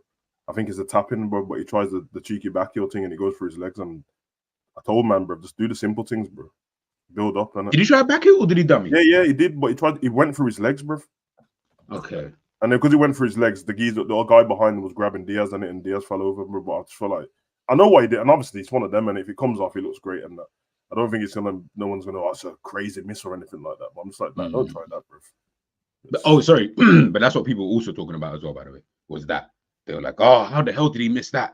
Like, why did he let it go through like that?" That was one of the things that kept coming up on my tag. So that's when I thought at that same time, "Oh, here we go again." You know the maddest thing though. So previously we're like, he's not playing like a 10. He's not getting into right areas, and now he's getting in there, and now it's a different thing. Hey, he got an assist yesterday. To me, that's just one action, and he missed, man. That's clear. Like he didn't, but he wasn't. Whatever. That don't take away the rest of his performance. I thought he was really good, bro. I really did, man. Do you think 8 like the number on his jersey? Yeah, I think he covered the ground well and that. his 5-yard passing was actually on point yesterday. I can't lie. It didn't. Hey, you know, I'm looking out for them 5-yard passes. He was I on know. point with it, bro. Can we bump it up a bit? I felt like his work rate yesterday as well, man, should deserve something, and he got an assist. I think it was good, man. I got 7.5, 8, 8.5. Yeah. Give him all the 8.5, man. Fuck it, blood. He did get the assist, bro. So Diaz.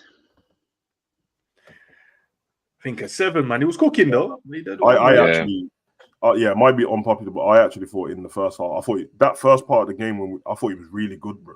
I think on the pitch linking up play, but I think with Diaz as well. I think what's really interesting, is if go and watch the games again, anytime there's a ball across the box, like even McAllister's goal, McAllister gets in front of him, but if McAllister's not there, who's there to score? He's always there, bro. Diaz. It's Diaz. I agree. When Diaz gets in, he's cutting inside. He's cooking his guys. Even towards the end where he got hooked off. Now, even then, he's not just whacking a shot, but he cuts aside, beats 3 men. You can't. That disrupts so many defenses. Yeah, I know. Like I talk about just like those type of players, but when you got someone that can just run through the team like that, it's like with the Gravenberch turn in it. When he turns, it disrupts any low block. It disrupts anything that you got going on. If the dynamic is top, and he didn't score, but you can see how important he is for the team to do what they want to do, because that enables then space for Szoboszlai to pop up in that left-hand channel and do everything. I think he was calm. And his defensive work as well was really good, man. Him and Robbo, helping Robbo double up down that side. Amount of times I see him like run back and actually get involved and try to, put. And there's some of the fouls, man, them were doing to him as well. I was about to say, man, he causes so much problems because I don't know if you noticed yesterday, Alisson. Yeah, I know why he did it because of the way Bologna normally play with their man market, kind of like Atalanta from last season, but not as aggressive. Alisson was playing loads of long balls on it. He wasn't passing the ball out from the back at the beginning of the game. Everything was a proper goal kick, bro. And it was usually up to Diaz, and he was doing very well there, man. Not used to seeing Alisson do that ever, bro. So obviously, listen, in terms of yesterday's game, obviously we're saying a 7, right? Yeah. 3 games, no goals, 4 assists. Is that okay with everyone? Like we're good? Just so I know and I understand moving forward for other players. Performances, he's been performing, man. Okay. All I'm asking. That's all I'm asking. Cool. That's fine. All right, Nunes. 6. He hasn't scored in 22 games apparently. So yeah, man. Yeah, I'm with Jerry. Listen, I even told Endz. I was telling Endz, man, like when the game started, I was like, rah, like when we went and scored the goal, I was like, perfect. This is exactly what I want. Like, even forget scoring the goal, you got the ball, held it up, played it out wide, and made a run into the box that dragged the players with him. So it created space for that cross to come in from Salah, for him to cut inside. Because if you don't do that, Salah cuts inside, there's bare man in front of him. But as soon as I said that, and as soon as I messaged, and this is what I want to see, quality. Man started playing the ball behind players. No, it was one time, Jay, man. Don't do that because I know. All of a sudden, he starts running around like a headless chicken, making runs in behind, but and it just didn't look great, man. And the thing is, he's just not improving with the team. You see how the team's improving. I'm not seeing him get better. It was one instant, just like with a pass. It was just one instance where it was like, right, you got the ball and played out wide. Like, it almost a shock to my system, but after that, it was just reverted back to Darwin, man. I think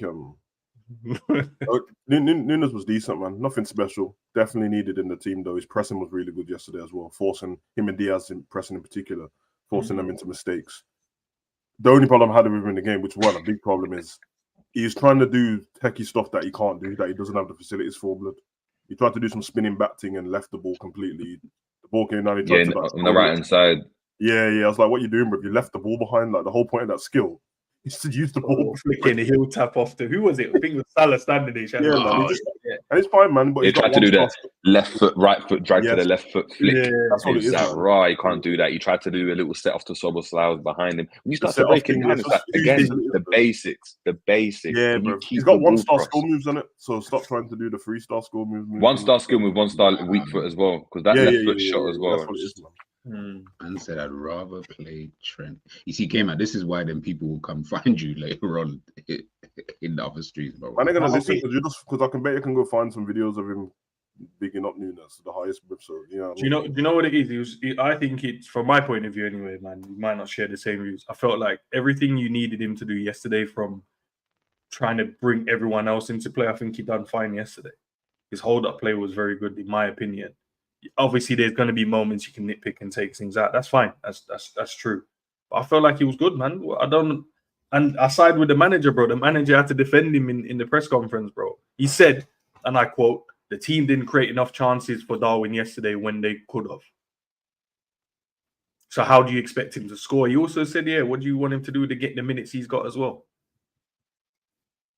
Yeah, there is going to be times where the midfield I think the midfield were good in what they'd done, but you're right, they weren't very creative in terms of offensively in it, so there wasn't much chances for him. That's why the Trent when he was offside stands out so much, because that's the only chance he had in the game, bro.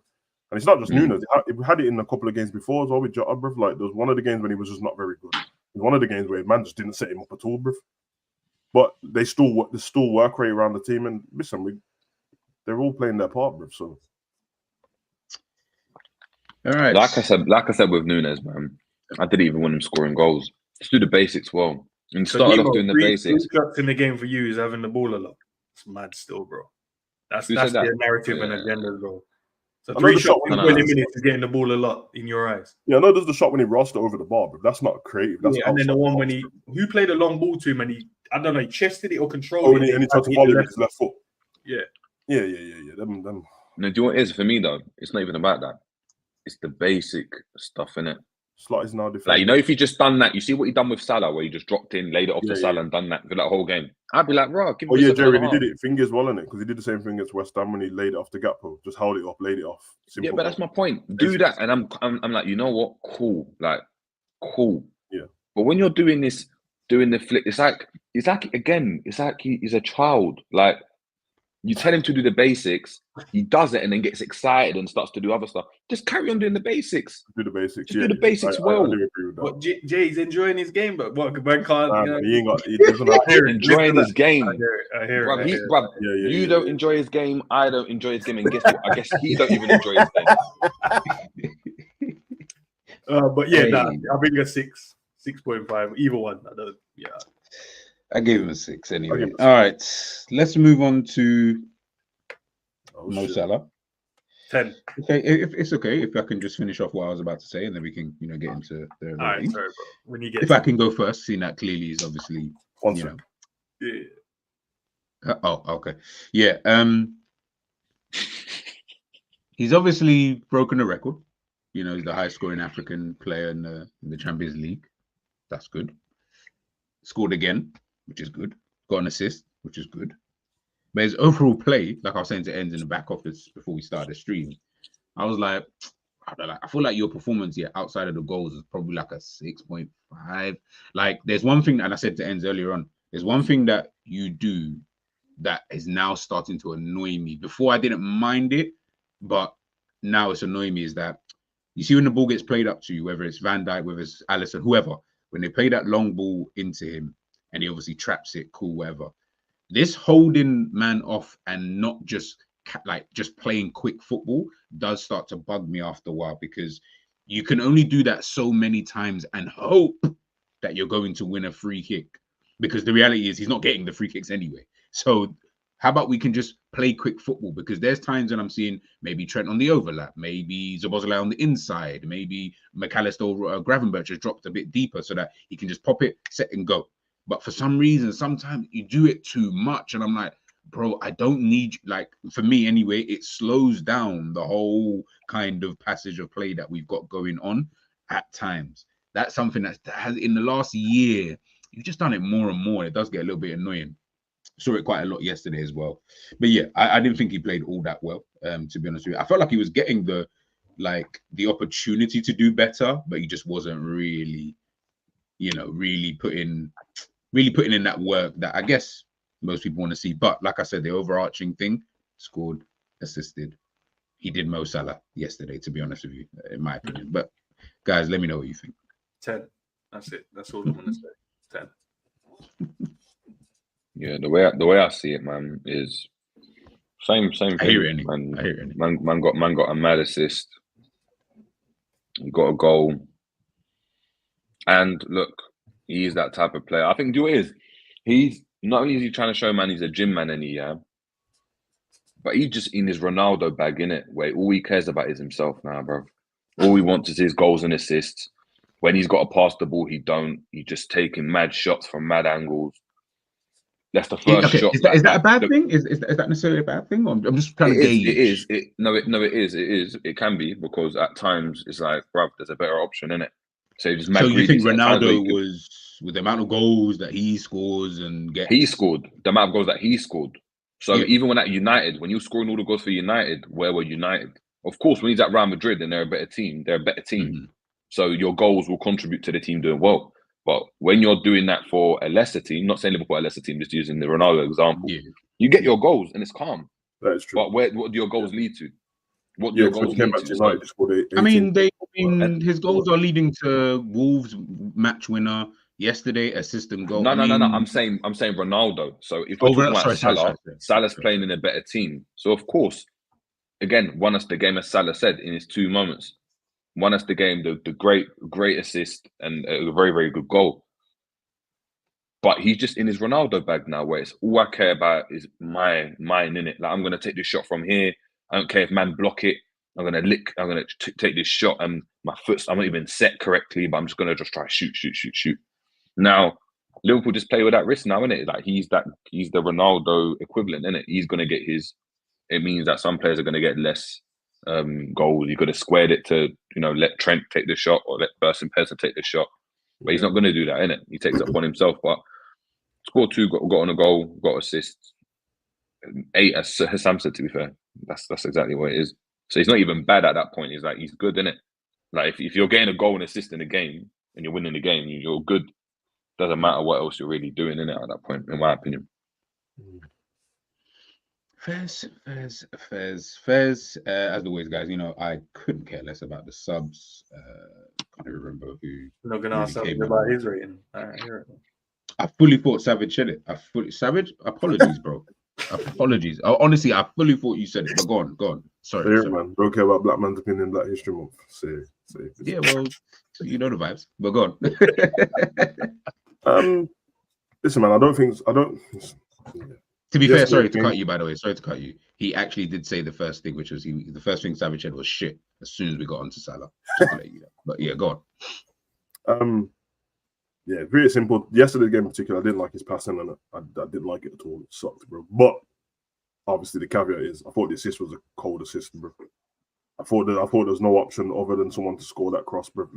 Someone's either going to run into the post or the goal goes in, bro. And as Jerry said as well, Diaz was more. If McAllister missed it, Diaz taps in, bro. It's inch perfect. Keep couldn't do anything.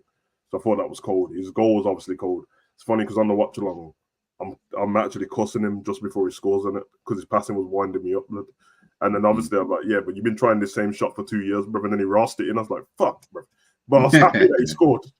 But obviously I want him to be a bit more productive with that, cutting in and shooting on his left foot and stuff like that. He's always playing like he's got Crocs on it, bro. But without him, I do have to say, and my main problem with him yesterday wasn't his movement or anything like that. It was his passing. It sucked. But yeah, without him, obviously yesterday he wouldn't have won the game at all. Blood, like he got the goal and assist, bro. So what am I supposed to do? I guess I would have marked him up for scoring and marked him up for assisting. So I'll give him like a 7.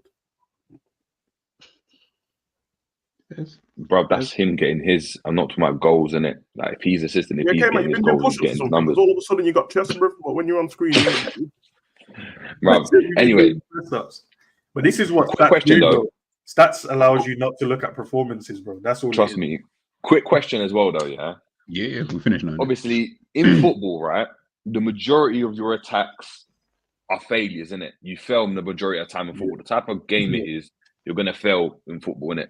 Because you don't score every single attack. You probably score 1 out of like 50 in a game, right? 10, 20, whatever it is.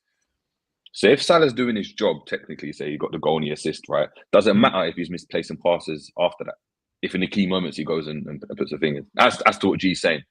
Because imagine he's putting the part. Imagine he's like passes are good. He's doing this. He's playing well, but he don't deliver. Then ultimately, like Liverpool don't do anything. But if in this game today, yesterday as an example, yeah, his passing was off, and as Sam said, he was bad, but he put the ball in the back of the net and assisted. But if his passes was better, obviously we will not know in it. The players would have to score it, but it would just mean that in those moments when we have the counter attack 2v1, that's a good opportunity for someone else to score. So even if he doesn't score, it's still because he's helped or got the assist because the pass was good. Someone else could have taken the limelight by putting the ball in the back of the net. So that's why the performances do matter, bro, because there's only going to be so many games in it until when we're on the counter attack. Like, i.e., last season when we should have been Arsenal, counter attack, ball goes into Trent, miss. But if he puts that away, that's a goal in it. Better decision. He tries to put his foot through it instead of just rolling it into the corner. Diaz last season, Salah plays him a good ball, better decision. Maybe it's always going to come down to fine margins when we play against the top teams. The little teams, yeah, you can go, all right, don't really matter. But we still question it because we're footballing men, bro. We're still going to talk about performances. We'll question it. But at the end of the day, the result is what we want and we want to win. But when we come down to the fine margins in the big game, bro, we can't allow you to just be, feather foot pass, bro, when it's a 2v1. Got to make sure that pass, because that could be the only chance we have in the game. So it doesn't matter now because we're going to create more chances against these lower teams. But when it comes to the bigger teams, it might just be the one moment. Yeah. Are we then going to go, forget it because he's got credit in the bank? Or we're going to be like, yo, because we didn't allow Diaz that last season. Yeah. I We think said, like, you should have scored. Should have. Okay. Not true. I think Jerry's question, I think, I mean, the overall, no, it doesn't, because the job is goals and assists, I guess, from that winger. Could be a bit of being pessimistic or thinking too far forward about other games, because them games haven't happened, so you can only talk about what he's doing in front of you. As I said before, though, because we're analysing him as an individual, then I can't pretend like I saw him play good when I didn't. But he's efficient. He's been efficient for years. He does usually work on more. The more shots he has, it's a little bit. I mean, it's not that clinical.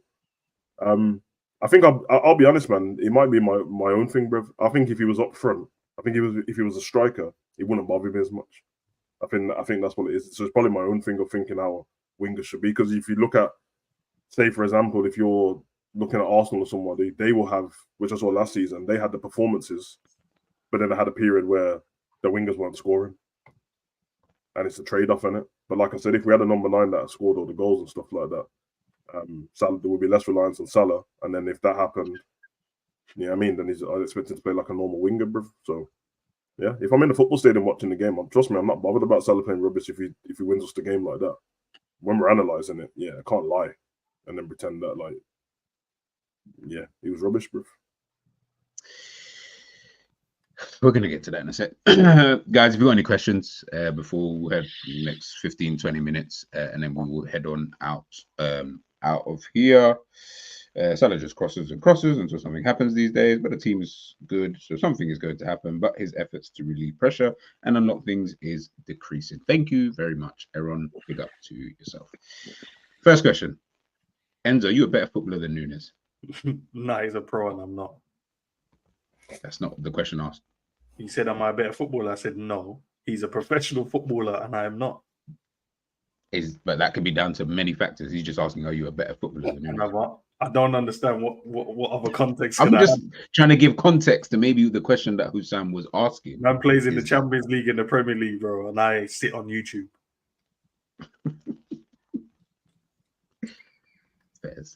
Fairs.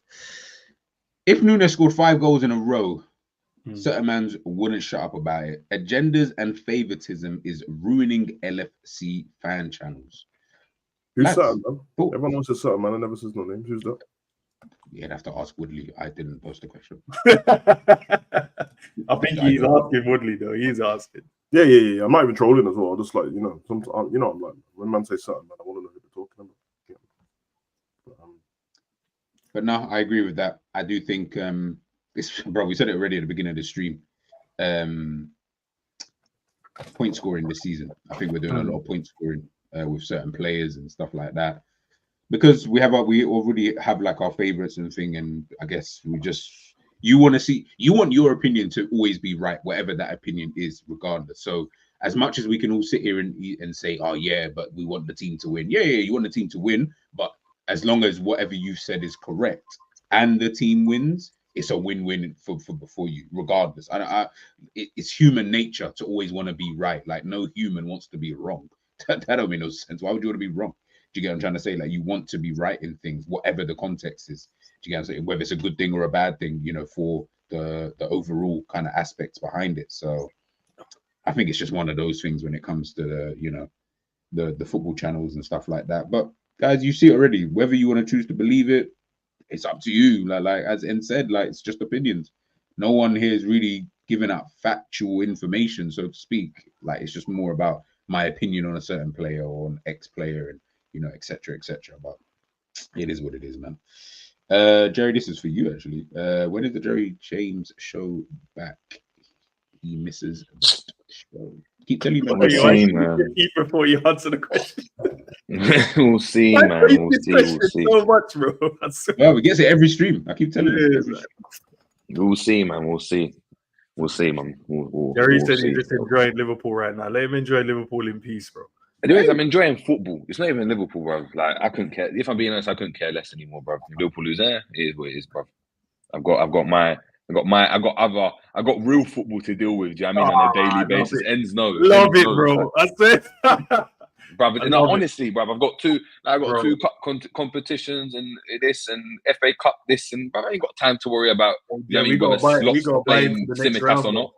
We got to buy into our first round because we didn't have to play the other team in it, so we're in the second round of our cup. Do you know what's crazy? Last week, yeah, we're supposed to get a buy-in. Yeah, the FA came back to us and said, because the other team didn't turn up, yeah, so they didn't turn up to the game. So we're like, cool, like we contacted them. They were like, oh, miscommunication.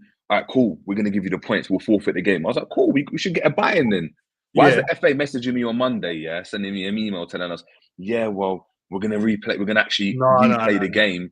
We're gonna replay the game because obviously the kids didn't play football and football's important, and try to be like, we need like, do you know what I mean, fair game and fair play this. I was like, what the hell are you guys talking about? Now I have to face this team again on the Saturday. So my game, my scheduled game against Dartford had to be moved.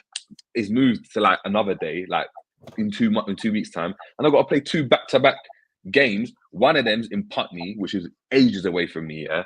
And the other one's local. This is a joke. It's a joke. FA, screw you, man. Honestly, screw the FA, bro. Find me, bro. Screw they have to play, bro. Hey, listen, you should have just sent them an email and tagged the message that you got from the. We did, and they didn't want to. Even the other team didn't want to do it, but the other team got to travel from St Albans, you know, to South London. Yeah, that's far. St Albans to South London. 10 a.m. kickoff, but they're leaving the yard at 7:30. That's long. That's long. The only way, though, I guess I'm assuming the only way that you will then be able to potentially get this by, like, obviously into the next round, is if they don't turn up again this time. I'm assuming. I don't know. Yeah. Okay. Yeah, but at this point, bro, I just want them to come and I just want to paste them over, bro. I might even just have to just attack the manager, you know, barge the manager as well at the end. I mean, you know what? Jerry tried to put on his socks, boy. Tried to put on his booty. Yeah, I'm playing. Yeah, that's a barge the manager, you know. Raw. I'm 12. By the way, Endz, he was talking about the technique, but Endz explained. No, what was he? Go back, bro. You know what I mean? I'll answer. I don't hide from any question. Yeah, make it full screen because we had a show about this, about, you know, technique and this. And that. I wanted to answer. Hey, but listen, it wasn't in the context of this though, so you could say what you want to say. I know what you're gonna. Talking about Endz's FIFA card, but this shouldn't even be a question. Jesus. But yeah, we're talking about technique. As I said, man, people don't realize it's not easy to become a pro, bro. If it was easy, everyone would. No. Becoming a pro, no. But let's say you had like man just said, all right, you do kick ups, he does kick ups, and then one of you just play a long pass, and he plays a long pass. Like just a skills game, you know that, you know, like Harry Potter and them man do the skills game. Who will do better than that? Who will do better than that? I think no fitness involved, no pressure playing under the lights. On a real. Obviously, we've seen he might not display this on the pitch in terms of the finishing, but on a real, his finishing is better. He would bury more goals in terms of the types of finishes I've seen him do in training. If we're just a one-off, but if you're talking about kick-outs, pinging the ball, yeah, I'm better than that. But in finishing, bro. That's his job, innit, to score goals, bro. He's obviously way better than me, bro. I just hope you guys know that you're just listening to what Endz is saying. Listen, I just hope man. everyone's listening. Man, them just need to create more. The man just said it. I didn't, bro. So Man, they need to look for him more, man. So if you had like a little cone drill that you had to do, yeah, just in and out of the cones. Yeah, I mean, step. I mean, pause on the 1 foot. This is where the across. agenda start from. You see what he's doing here? This is where it starts from. Because man, they were like, oh my days, he can't even dribble full cones. You're like, what? Nah, bro, don't start these agendas, bro. Do you guys think the Palace game will be By finishing it better? Yeah, fair. I'm not going to agree or disagree. Listen, your FIFA card was like 99. I don't know. Quick one. Are you better than Nunes? Am I? Are you better than Nunes? Bro, G can only use his left foot, bro. What kind of question is that? Oh, because Nunes can only use anything. What we doing, bro? Yo, what we doing? Because man can only use his You are saying about you, man. You can't just take a joke. Why you have to throw Nunes under the bus, bro? Just let the joke land, bro. Nah, I don't want it can't land. I need it to die in the air. Apparently, we don't need. I think I'm better than him at better aspects of the game. Dribbling, I think I'm better than Nunes. You're better than Mo as well, bro.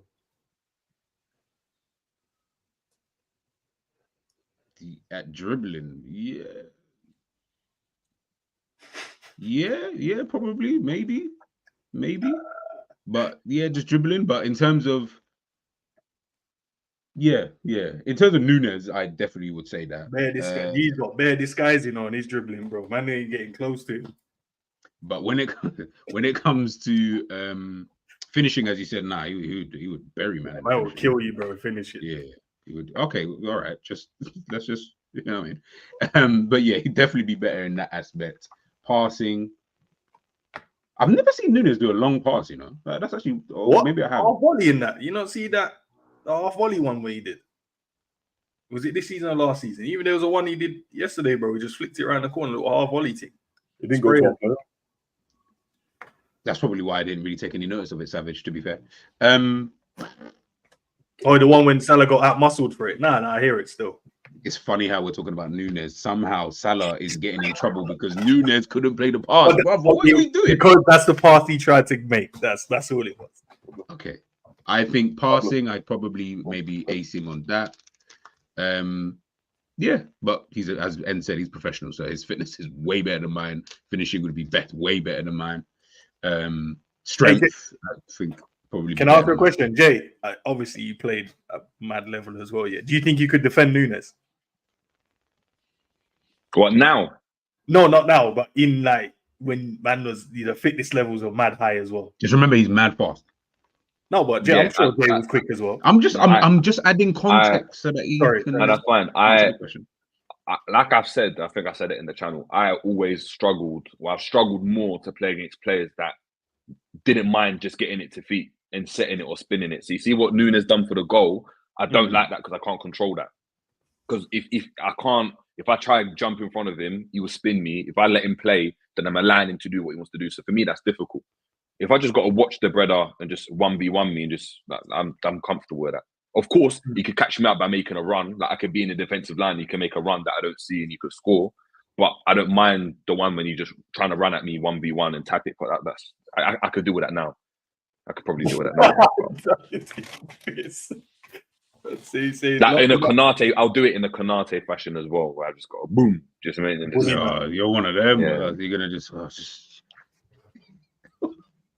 No, I would do it because after that, he's just not going to run at me, innit? And if he wants to, I mean, it's them ones. No, I'm joking. In all honesty, maybe when I was younger, like when I played, I'd have liked it. Now, again, he's a pro, innit? Now, like he's a pro. He trains every single day. Like he's sharp, innit?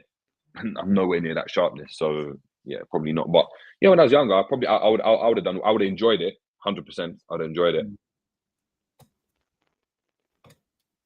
You don't need to be able to kick a ball to accurately analyze the game. No, you're right. You don't. You actually don't.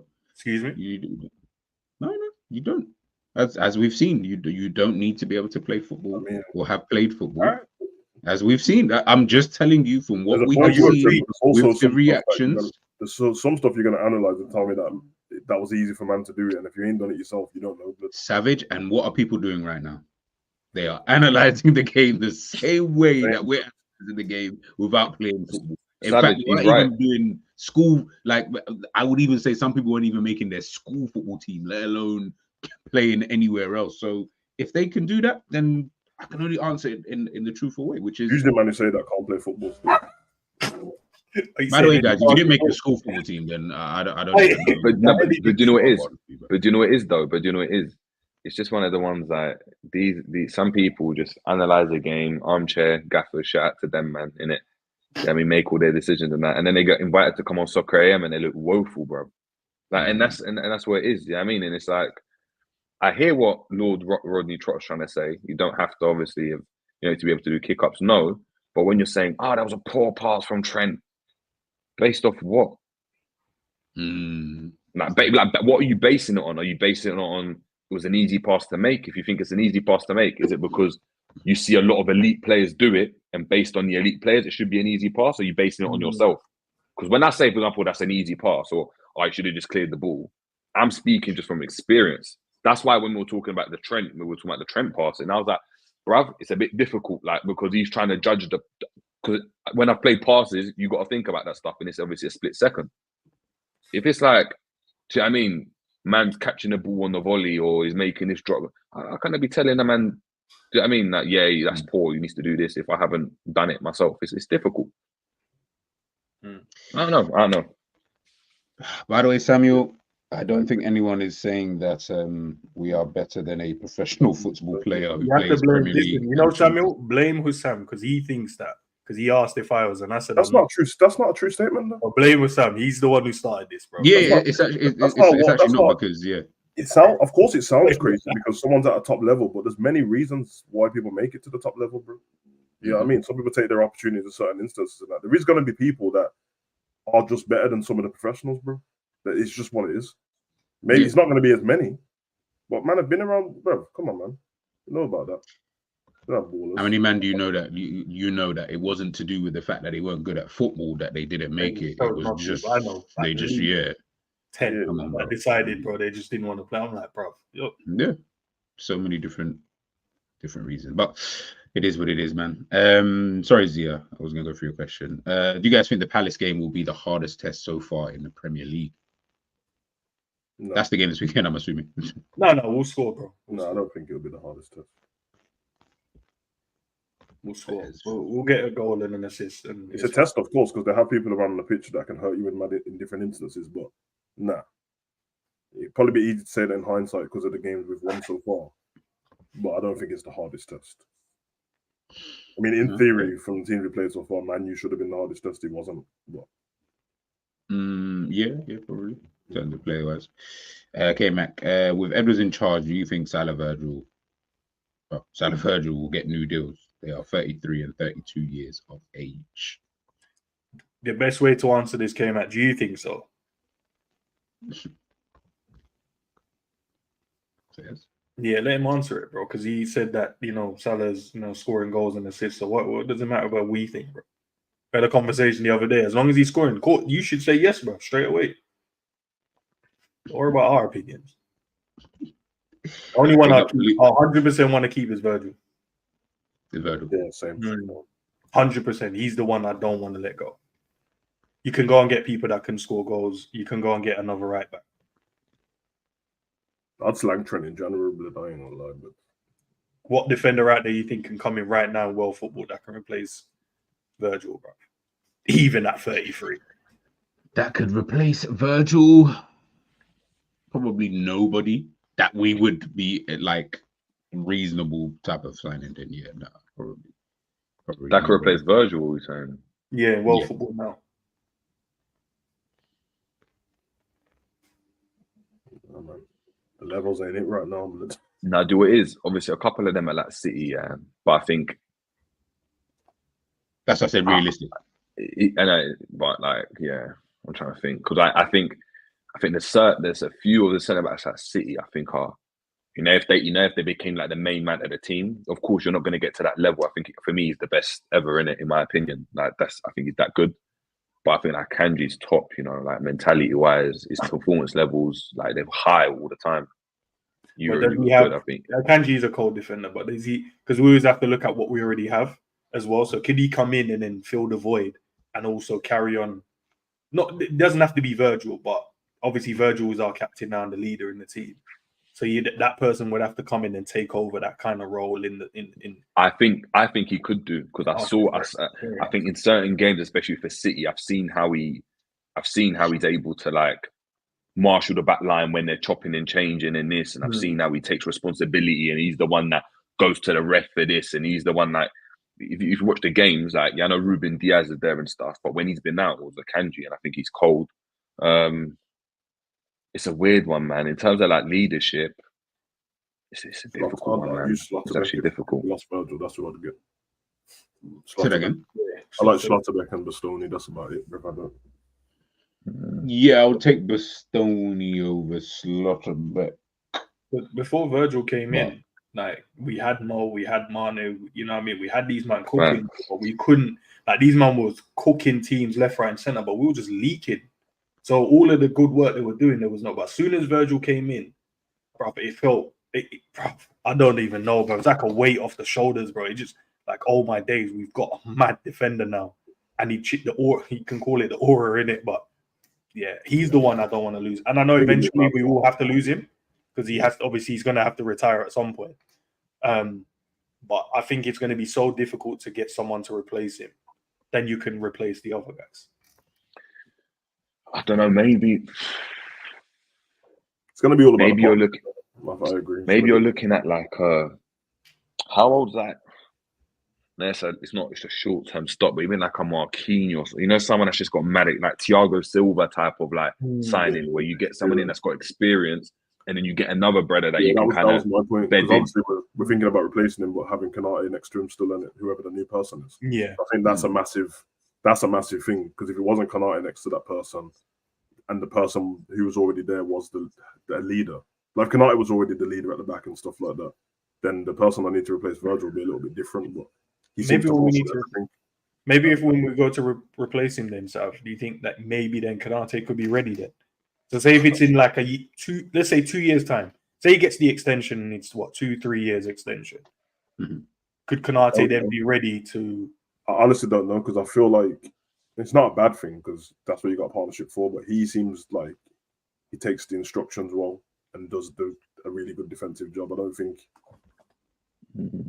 I think it would have to be like the equivalent of like when Dortmund got Hummels back from Bayern Munich, innit? Where it's like the guy's got so much experience, he's played there. He comes in with a stature already. It can't be a player that comes in and he's like looking around like all beady, like, oh my god, I'm at Liverpool. Like, it's got to be like, yeah, I'm coming in and I'm the guy. Because if you can get someone like Thiago Silva in there, like even at his age and what he done for Chelsea, I think you're cool. I think you're really, really good, because ability-wise, you'd hope that obviously over time Konate becomes a bit better, and then the quality drop-off from someone like that, it's not that great with a Virgil, innit? It's more the intangibles when you of course the ability's mad, but it's the intangibles that you're going to miss more, like the leadership and responsibility taking and that type of thing. So that's what I was gonna. That's what I'm trying to figure out. Like, you guys were talking about like defenders, yeah. Like, I agree with what Jerry's saying about the intangibles part. I also think it's actually the profile of the actual player, which I almost feel like you would miss as equally as that, in terms of you've got this kind of centre back who is, I guess aura is the right word, but he's fast. Well, when he joined anyway, he was fast. He was composed on the ball. He was aerially a monster. He was strong. Like, you couldn't get a ball off of him, like to the point where people do not even want to run on that side of the pitch. Positioning at times was good, like, you know, during his heyday, prime, whatever, all of that kind of stuff. I almost feel like they're gonna, I think, anyway, because of these laptop guys, I feel like they're gonna try and find someone who's just, regardless of, obviously the experience will be there anyway, because I don't think they're gonna get an 18-year-old. But I feel like they're gonna try and find someone just in that profile. Like, doesn't really matter who it is, whether it's Bastoni with his profile or it's Lenny Euro with his profile, whatever. I just feel like they're gonna try and find that. Like, because in their head, you're gonna need. I almost feel like Liverpool, they're gonna need that more than anything, because you've had that for so long. if you try to defend without it now, Gomez, Konate type of defenders, I don't think it works. I almost feel like you need that profile. That's why you need that next move step while he's already in the. That's the why. team. That's why when I was picking them, I'm looking at like Hummels and Marquinhos, what Thiago Silva was. Yeah, someone experienced. Even like I know he's mad injury prone, yeah, and I wouldn't get him. But someone like David Alaba, you see, when he's coming into the club, he's not coming in thinking, "Oh my god, I'm at Liverpool," like, because he's not that guy. So as soon as when they come in, they're the type of person to exude that composure and that calmness on the ball and all of that. And then it's just about, look, cool, can you get someone that don't drop off too much, but you'd expect the whole back line to get better and the team to improve? Because again, he's Virgil van Dijk, innit? You're not going to replace him. Like, if I think he's one of the best ever of all time, or if not the best, how can I replace him with anyone else? No one's going to come close to that. It's a generational player, but it's it's all of that. It's going to be difficult, man. That's probably the most difficult position that Liverpool going to have to replace. Last few questions, guys, and then we will head on out of here. Do you guys think Arsenal squad is better than ours? No. No. Good.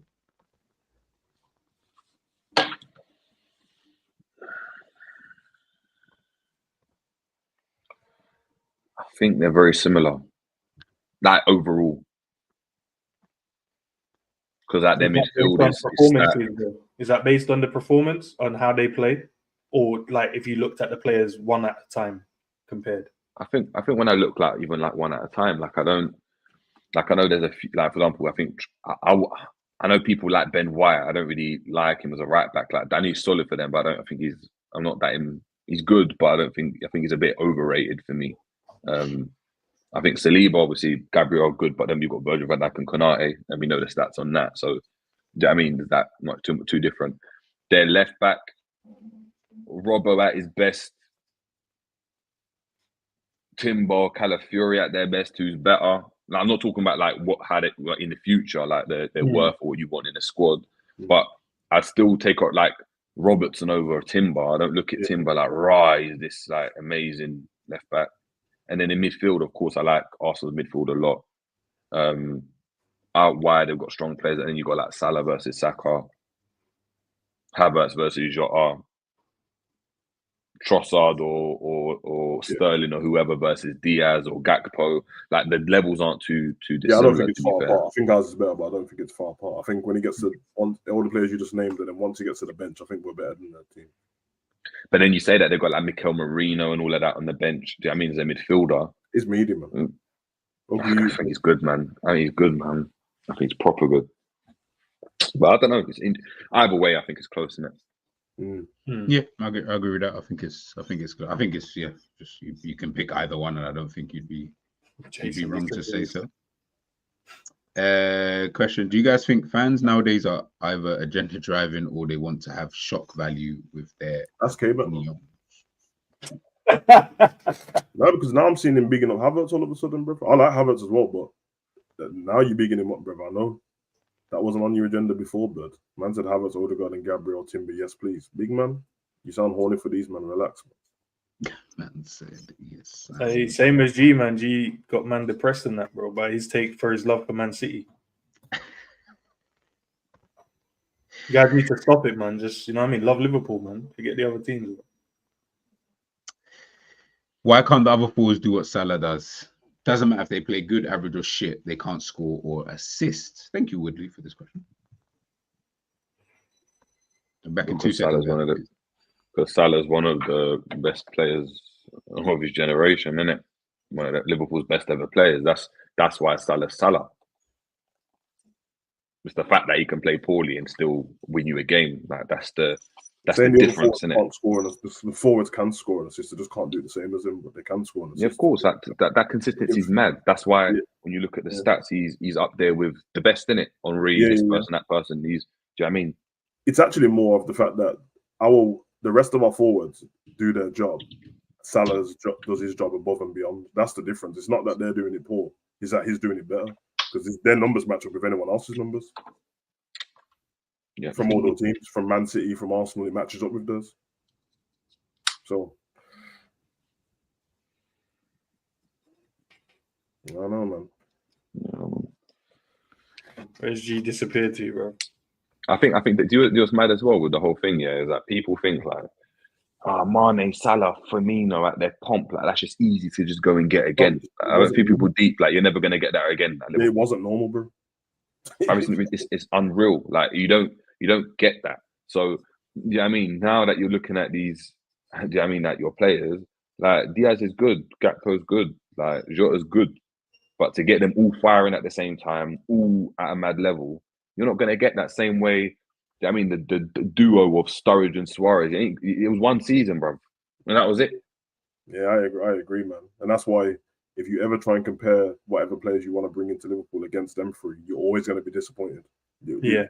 Always. And I'm telling you, bro, I promise you, bro, I'm not dissing the players that we have, but I'm saying you have a number 9 that scores big goals, like Harry Kane type goals every season and that. Nobody cares about the wingers like that, bro. That's why Man City fans don't complain about Grealish and that, bro. Everyone else does. Rival fans try to use it against him. Oh, Grealish only scored 4 goals and he only scored 1 since December. Dude, they don't care. They don't care. You never hear Guardiola in an interview say about Grealish needs to score more goals, do you, bro? He doesn't care, bro. They just do what they need to do to get. Because their game plan is, if you get a chance to score. But we're trying to get it to the striker, bro, which is old school. That's the basics of football, isn't it? Get the ball to the striker, bro. We same way of like. Sorry, go on, bro. No, I'm saying same way like with Haaland, isn't it? Like people are not deep in that. This is just not normal what he's doing, isn't it? So to expect players to do what he's doing, like so if Haaland leaves tomorrow, like Pep's not sitting there thinking, what are we gonna do? Like I need to get another striker to get 60 goals, bruv, in a season. Like, bruv, like you might go and get an Alvarez, in it, that gives you 15, bruv. Yeah, but everyone else, he's gonna have to just change the system, and that's what a coach has got to do, in it. Bring out the best in their players. Yeah, that's why when everyone asks for them big numbers from like striker in the Premier League, and I'm like, oh, you're just looking at other leagues and seeing what these amazing people are doing. Go look through the years of how many strikers hit these numbers, bro. Because the numbers you're asking for ain't it, bro. They're not, bro. We'll go through. Pedro just asked, do you rate VDV? Is that Van de Ven? I'm assuming it's Van de Ven. He's all right. He's got good attributes in that. It's good one. I know why people like it, because it's mad fast. Yeah, he's rapid. But it's good. Yeah. That's just like a highlight, kind of thing. Last question, and then we'll head out. Who do you man want to see replace Salah? Maybe not in terms of output, just playing on the right wing for him. For promo, it is Kudus. Yeah, I probably agree with him, to be fair. When I look at the players that are around, it would have been Elise, but obviously Liverpool didn't want to do that. So yeah. Probably when I look at what's available or what is likely to be available, he plays for West Ham in it, so that seems like he would be available. You think that system? I think after Salah goes, the system might change and be more focused around the like the actual number 9. They might just go and get a winger that's just going to be maybe. But then again, West Ham don't focus around him solely. To be fair, like he's been playing on the right of a 4-2-3-1. Apart from in the cup when Bowen plays there. I'm just not paying attention to how he's playing in that, because obviously people get gas when he'll score like a mad goal, then don't watch him again in it. But he's mad powerful runner, blood. Very good dribble over the ball and stuff like that. Seems assured at the top of the pitch. So I like him, man. Can you stop gaslighting the people in the chat, please, bro? Bro, he said G. Why? I said that was Jerry. I didn't ask the question. I didn't mention the Kanji. Well, you're gaslighting him to say like Jerry. That was a ridiculous take, bro. Yeah, bro, you asked Jerry the question. He didn't say he's better. Remy, if you have anything to say, you ask the person who asked the question, bro. This is what I'm saying, you know. It's like it's what Savage said about the key stage 3 thing. You know, like comprehension, bro. You know, when you read or listen to something, you've got to kind of relay what someone said. Never did I say that he's on the level of VVD. We said VVD's gone, bro. Who do you replace him with? Who do you replace him? Gahey? Do you want Gahey? Who else? Who's popping at the moment? Exactly. And if you could have chosen a Kanji, I agree with you, bro. He's cold. I think that is dope, man. Like if Liverpool replaced him with a Kanji, I think that's it's a solid option. The same way if you replace him with Schlotterbeck or Gvard or whoever, innit? I think that's a solid option. I think he's one of the best right at the moment, innit? Like, hey, there's one guy that the upside we might get is that Bramthwaite in it. So maybe. Everton. But see, what I would do, is, like I said, I would get in a Kanji and then bring in a Bramthwaite like that anyway, because we need to get a left-sided. That's what we wanted to do anyway. So if Virgil van Dijk was to go today, then you'd get someone like a Bastoni or a Kanji or Schlotterbeck or whoever, and then you go and get someone else in it. And if you're going to get Braithwaite for like 30 mil or something, that's calm. That can be the guy in it. Then you've got the 4 centre backs, 5 Everton or will sell whatever. him into us, blood. I don't know where man to get this laughing. But One, let's sell him, man. That'll be Sell him. good. I hear the dreams and it's never happening. But Sell him. No, that's true. Yes, Nick. Yes. I will be doing. He's retiring on the 8th of October due to the Make fact sure that I'm he was about, number please. 8. So I will be doing a stream on that day for what? when he does. What do you mean for what? Do you know what? Anyways, That's- you, that ends, just yeah. invite me, please. Yeah, when Yes. No, but what? Yeah. Surely you do a stream when he left Barcelona, not when he retires. No, But he's no, been no. playing with fruit vendors for the last 3 years, bro. Like, what? we're not going to And take. he's retiring today on the 8th, Savage. So I'm going to do For me, it when retired he when he retires. left Barcelona, blood. Like, Well, technically he didn't because he retired on the 8th of October. you're not counting that football he's been playing with carpenters and that. Blood. I've never. Bro. Yes, I am. Same way I'm counting Ronaldo playing in the flipping Saudi league is the same way I'm counting this. Nah, bro. Man, they never come in and say, you see what Iniesta was doing against them electricians earlier. Says Never- who? Listen, I'll be watching them videos of Iniesta with them fruit vendors. Trust and believe, bro. Trust and believe. Nah, it's time. Can you respect our player, please. You know what I mean, Yeah, He's not your Jesus player, but he Christ. belongs to another team, bro. respect our legend, man. Barcelona legend. Yeah, Spanish like, legend, man. Top man. Yeah, that's man. why people go and watch Inter Miami right now. You know what I'm saying? Messi, you know what I'm saying? Yeah, people like Respect, Iniesta and that, man. You know what I mean? Barcelona, man, don't stand on their word, blood. 1 minute Catalonia, next thing, you know what I mean? Make your mind up, blood. The match when they play for Anyways. Spain, blood. Anyway, my bad. Focus on Real Madrid Anyways. trying to win a game, bro. Yeah, you know. Yeah, true. There true. is no player, by the way, honestly, none. Like there isn't one player that I am putting in the Premier League who's even remotely close Not to close. what Iniesta is. So let's Of end all that time? conversation. Yeah, it's like Stylish there's no player. player in the I was just asking. All right. Oh don't- yeah. Sorry, nah, sorry. Yeah, Yeah, I got me triggered. Yeah, I got me Barcelona. triggered. Like, got me I triggered. told you, Sorry. Barcelona fans, that I don't need your snobbery, bro. I'll just ask the question. What was that other who was it? Promo asked about the pro clubs, and you have to ask the man then, bro, when they decide to get the game. What What did he say? Pro clubs. He said, "Are you guys going to do any Oh. pro clubs content?" Reven's already got a team, blood. I ain't even got the game, and he's got a team already, blood. So ask him about Wow, his Yeah. team. Enz, you really do like moving on your own in this Yeah, thing. man. Priory Court All Stars and that, blood. You know what I mean? Can we? But what you know what I mean? When we do the Orphan boys content, and that. I need my. String vest and do-rags and that. You get me? That's a string vest and do-rag. You know? I'm just saying something. You know what I mean? I need my centre midfielder, bro. So when he gets the game, then we'll run it. Who's that? You, bro. Bro, I played the 10, bro, and I don't know why you think you're We're not playing in the 10. I'm cooking. Nobody, bro, no disrespect in that. You're cold on our team, but no one rates you in the 10 on our team, bro. That's my spot, bro. Everyone rates you in the No, it's true. He knows it's true as well. Every time I'm trying to take my spot, bro. You play for your private court team, man. It's fine. I understand, bro. No, but I'm playing the 10, bro. I cook in the 10, bro. Yeah, I hear that, but when there's no evidence and you're just saying it, then okay, blood. No, I don't know that. Because I don't, you man are treating me like Nunes. Give me in the low minutes in that position and they expect me to do wonders, bro. Like, just It's, give, bro, give me man, the I minutes. swear to now. you, it's not that. It's the fact that every time we jump online, Hmm. Enz will just be like, "Yeah, I'm playing here today," and I'm like, "Okay, so the positions don't matter then." That's what happens. This man's mad indecisive in that, or he's like, "I need to change my boots because the player's not running fast enough." I'm like, "Bro, it's not the boots." I need to change my boots, you know. Nah, I the don't like game. how you added it like that because it seems crazy in it hearing You, it. But bro, you forgetting you stream games last season. Everyone knows. They're all watching, bro. You change your boots in a computer game because See, you this is what feel happens like with the Enz. player is Enz will not have running fast Enz will enough. have a striker here. He's built the striker perfect. His striker scored 10 goals in 2 games or something, bro. This is what Enz will do. Oh, yeah, I've changed him. I've changed his height, I've changed his weight and all that. He'll bring the new one on. The new one's not cooking. Oh, I forgot the stats of the other one. Why did you change him? He was cooking already. I told you, man. Do you know what it is? It's mad, yeah. That's my fault because it'll be a small detail. It's like, bro, I didn't like the way you cut in. It's like, no, but the other 10 times you cut in was, I didn't like that one, just in case we need it in the higher divisions. That's how I am, bro. I can't help it. And you're not helping your case in I'm this not. FIFA thing. I'm just saying, don't give me low minutes in the 10 and expect wonders, bro. Give me the 10, and I'll show up, bro.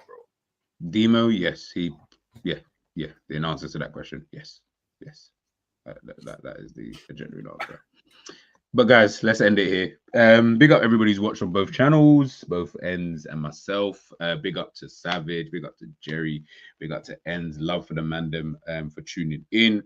Endz, I don't know. Have you got anything popping for today? One sec, there's a noise. 1 second, I'll.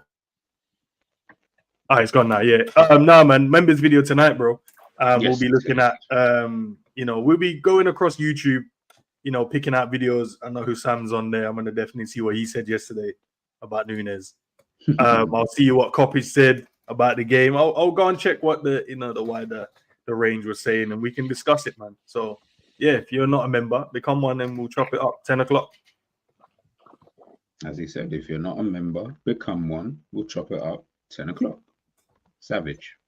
Got anything for the people? Guys, you know where to find them. Savage Talks. Yo, what Good day is it? Thursday. Yeah, I got wrestling preview later for the weekend, and that's at 6 p.m. So obviously, a wrestling fan. If you're not, then stay away, blood. No, I can't stand man coming into the chat asking me about Liverpool, blood. He says Savage Talks wrestling. In it. Man sees you talking about Vince McMahon and someone messages, what do you think of Nunes? Do you think he's going to start next week? I don't give a fuck about the football right now. I'm trying to talk to you, man, about. But yeah, guys, come on, man. Savage Talks football, Savage Talks wrestling. It's all there. Did you watch it the other day? You didn't know it. So. No, I didn't watch it. But I was going to watch it. You told me you were going to watch it. Look, I feel like you're getting very angry. No, because you lied, blood. Okay, I was going to watch it. What happened? My son wanted to watch. He wanted to watch. That's what G does. He gaslights. He's a lie. He's misogynistic. Women, stay away, bro. He's a gaslighter, bro. I saw it yesterday, first hand, bro. But it was in the thread, Jay. In the thread. Oh, yeah, man said I like that Endz guy, but did he sell a take? And then G was like, yeah, do you know what? Yeah, I hear it, man. It's gaslighting the youths, bro. And then you're asking him, G, like, why are you talking about my name? He's like, nah, brother, like, I was actually supporting you, bro. The things I'm saying is just critique, bro. You're only a dickhead, but it's because it's your fault, bro. I'm trying to help you. Like, cool. Yo, yeah. Anyways. So what guys, you're gonna blame on your son then? So what happened? But he wants to watch something else. What did you want to watch? Force him to watch it. You can force him to watch it. You're the adult, bro. I can't force him to sit there and watch it though, can I? He'll get up and go do what he wants to do. So he chose what he went. But he ended up watching not even Lion King 2. It's Lion King 1.5 with Timon and Pumbaa. He ended up watching that. Yeah, he ended up watching that. That's bad. He likes Timon and Pumbaa. See what G-Son's are. G-Son's got the walk of the yard, man. He's just like, Dad's watching something. He's like, I'm going to make eggs, bro. Man, just hops out and starts making food. Like that. That's it. He's going to get up and do what he wants to do. Man. What we like to do in our house is obviously give them a choice. It's a TV. It's a movie. But if you want to watch this movie, we can watch this movie. But this time he wanted to watch this. So we know why that's the case. When he was younger, the mum was. No. This weekend when I'm with him this weekend.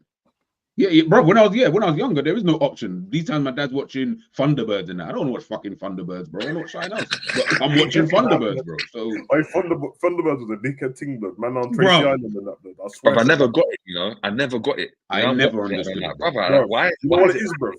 Because G said his dad and that. Obviously, when your parents watching it, that means they were watching it when it first came out, bro.